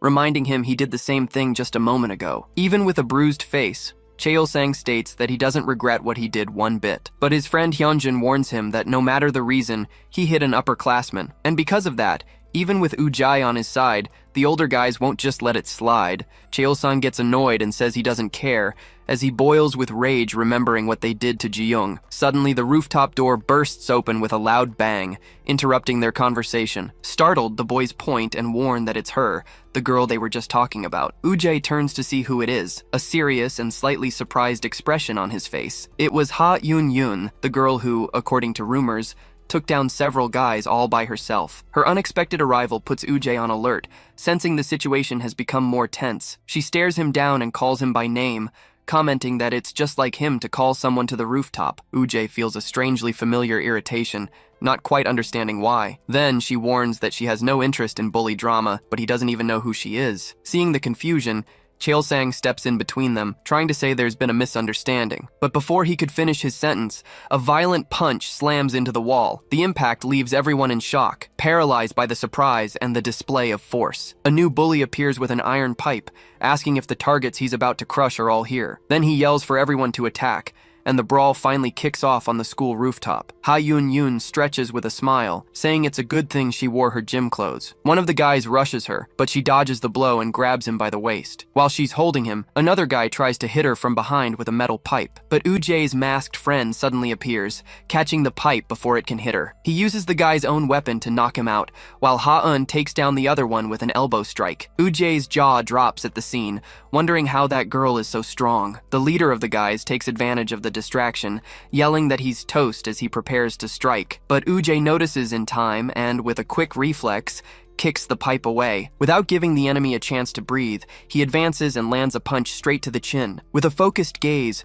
Ujai turns and blocks the other bully who was rushing him. He then counterattacks with a devastating hook right to the guy's stomach, knocking the wind out of him. Another enemy tries to attack him, but Ujai is faster and lands a violent blow. And to end the party, he finishes off the leader with an elbow strike that breaks his nose. Without missing a beat, Ujai finishes the last bully with a hammer fist, ending the fight. Ha Eun-yun watches it all and thinks that he's not bad at all, being the first strong person she's met. Meanwhile, Ujai's friend grabs a pipe and goes all out against another henchman. With a devastating blow, he hits the enemy dead on, who doesn't even have time to react. The guy flies back and hits the ground from the impact, completely knocked out by the surprise attack, but another bully grabs him from behind, throws him hard against the fence, and steals his pipe. Using a fighting technique, he slams him to the ground with a dull, violent thud. Seeing this, Ha-eun is surprised, and realizes Ujai's friend knows how to fight too. The boss gets angry and yells at his goons, asking how they're getting beaten so badly. With most of the enemies on the ground, the trio gets together and walks imposingly across the rooftop. In an alley, Hak-young's friends advise him to stay out of it, since he already has another fight scheduled. The rival group scoffs, saying they can handle those guys themselves and that it'll be a piece of cake. Ujai's team gets furious at the provocation, unable to believe they're being underestimated like that. The protagonist's masked friend glances sideways, analyzing the opponents before the fight begins. Suddenly, the bullies recognize their uniforms and panic, shouting the school's name. Seeing the level of these guys, Hak-young's friends change their minds and ask him to join the fight. One of the enemies wastes no time and charges forward, yelling that he'll show them who's boss. But before he could do anything, Hak-young hits him with a precise and devastating punch. The guy is thrown back by the force of the blow, flying across the alley before hitting the ground. He's knocked out instantly, leaving his companions paralyzed with fear at what they just saw. Hak-young then cracks his knuckles, saying that a good warm-up wouldn't be so bad right now. Nearby, Ha Eun-yun turns quickly, with a determined look, ready for action. Ujai's friend also joins the fight, landing a strong punch on one of the bullies. Another guy tries to attack Ha-eun, but she defends against the blow with impressive agility. Without hesitation, she counterattacks with a punch so powerful it breaks the enemy's face. One of the bullies screams in pain after being caught by surprise, as Cheol-sang moves in quickly. He defends against the attack coming from the side, showing that he also knows how to fight very well. With a precise punch, Cheol-sang hits the enemy square on, knocking the guy out instantly. Seeing his friend get hit, the other bully turns with a furious look, ready to retaliate. He yells a curse and tries to hit Cheol-sang with a pipe, but the swing misses completely. With a quick move, Cheol-sang grabs the pipe and lands an elbow on his opponent's arm. He then uses the guy's own weapon to deliver a violent blow that could even crack his skull. Without giving the other guy time to think, Cheol-sang also lands a punch straight to his face. One of the friends comments that he knew Cheol-sang was strong, but not this strong. The last bully left starts to panic, screaming in fear as he sees his friends on the ground. He tries to attack with the pipe, but Cheol-sung easily defends against the blow. Scared, the guy cowers,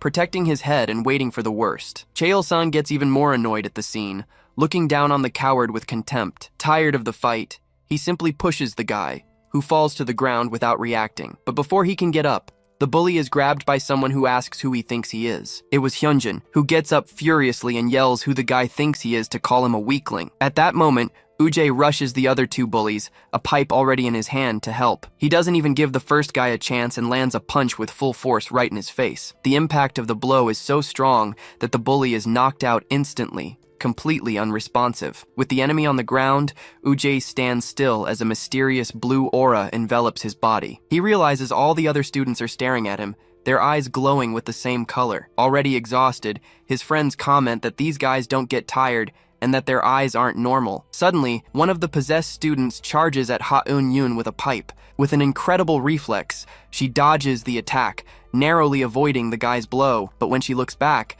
she's startled to realize the danger wasn't over yet. The guy takes advantage of the opening and grabs her from behind, pinning her arms tightly. He then lands a violent blow right in the middle of her back, and she feels the full impact. In pain, Ha-eun cries out and stumbles forward, almost falling from the force of the blow. The enemy raises the pipe again, threatening to crack her skull without mercy. Watching from a distance, Cheol-sung is shocked and breaks into a cold sweat, not knowing what to do. Hyunjin is terrified by the scene, sweating profusely, not knowing how to help his friend in danger. But before the blow can land, a loud noise echoes and Cheol-sung's eyes snap open with fury. In the blink of an eye, Ujjae appears from behind and catches the pipe with his bare hands. His face filled with rage, he says he's let these idiots go too far. Suddenly, a new group arrives, and a blonde guy scoffs, saying Ujjae wants to be the boss but is struggling. Irritated, Ujjae slaps the guy and asks who he's calling a struggler. Ujjae's friends immediately recognize the upperclassman and shout his name,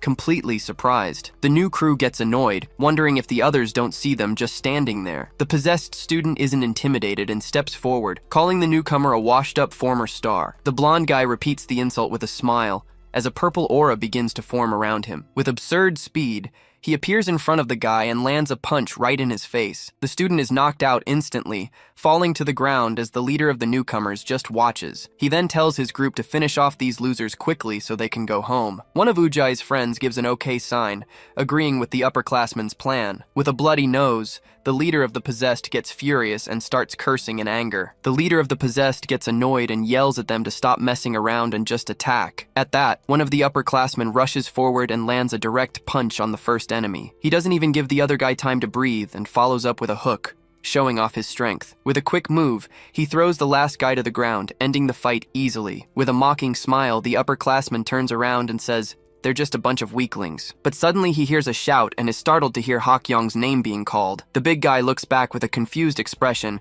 not understanding what just happened. Out of nowhere, a powerful blow hits Hak-young head-on, sending him flying violently. He slams hard into some boxes, falling to the ground from the brutal impact of the blow. His friends panic and shout his name, desperate over the surprise attack. The one responsible for the attack gets up, as a sinister smoke begins to rise from his body. The upperclassman recognizes him immediately and complains, saying he can't believe it's that guy again. Then, the new enemy stares everyone down with a cold gaze and eyes glowing an intense blue.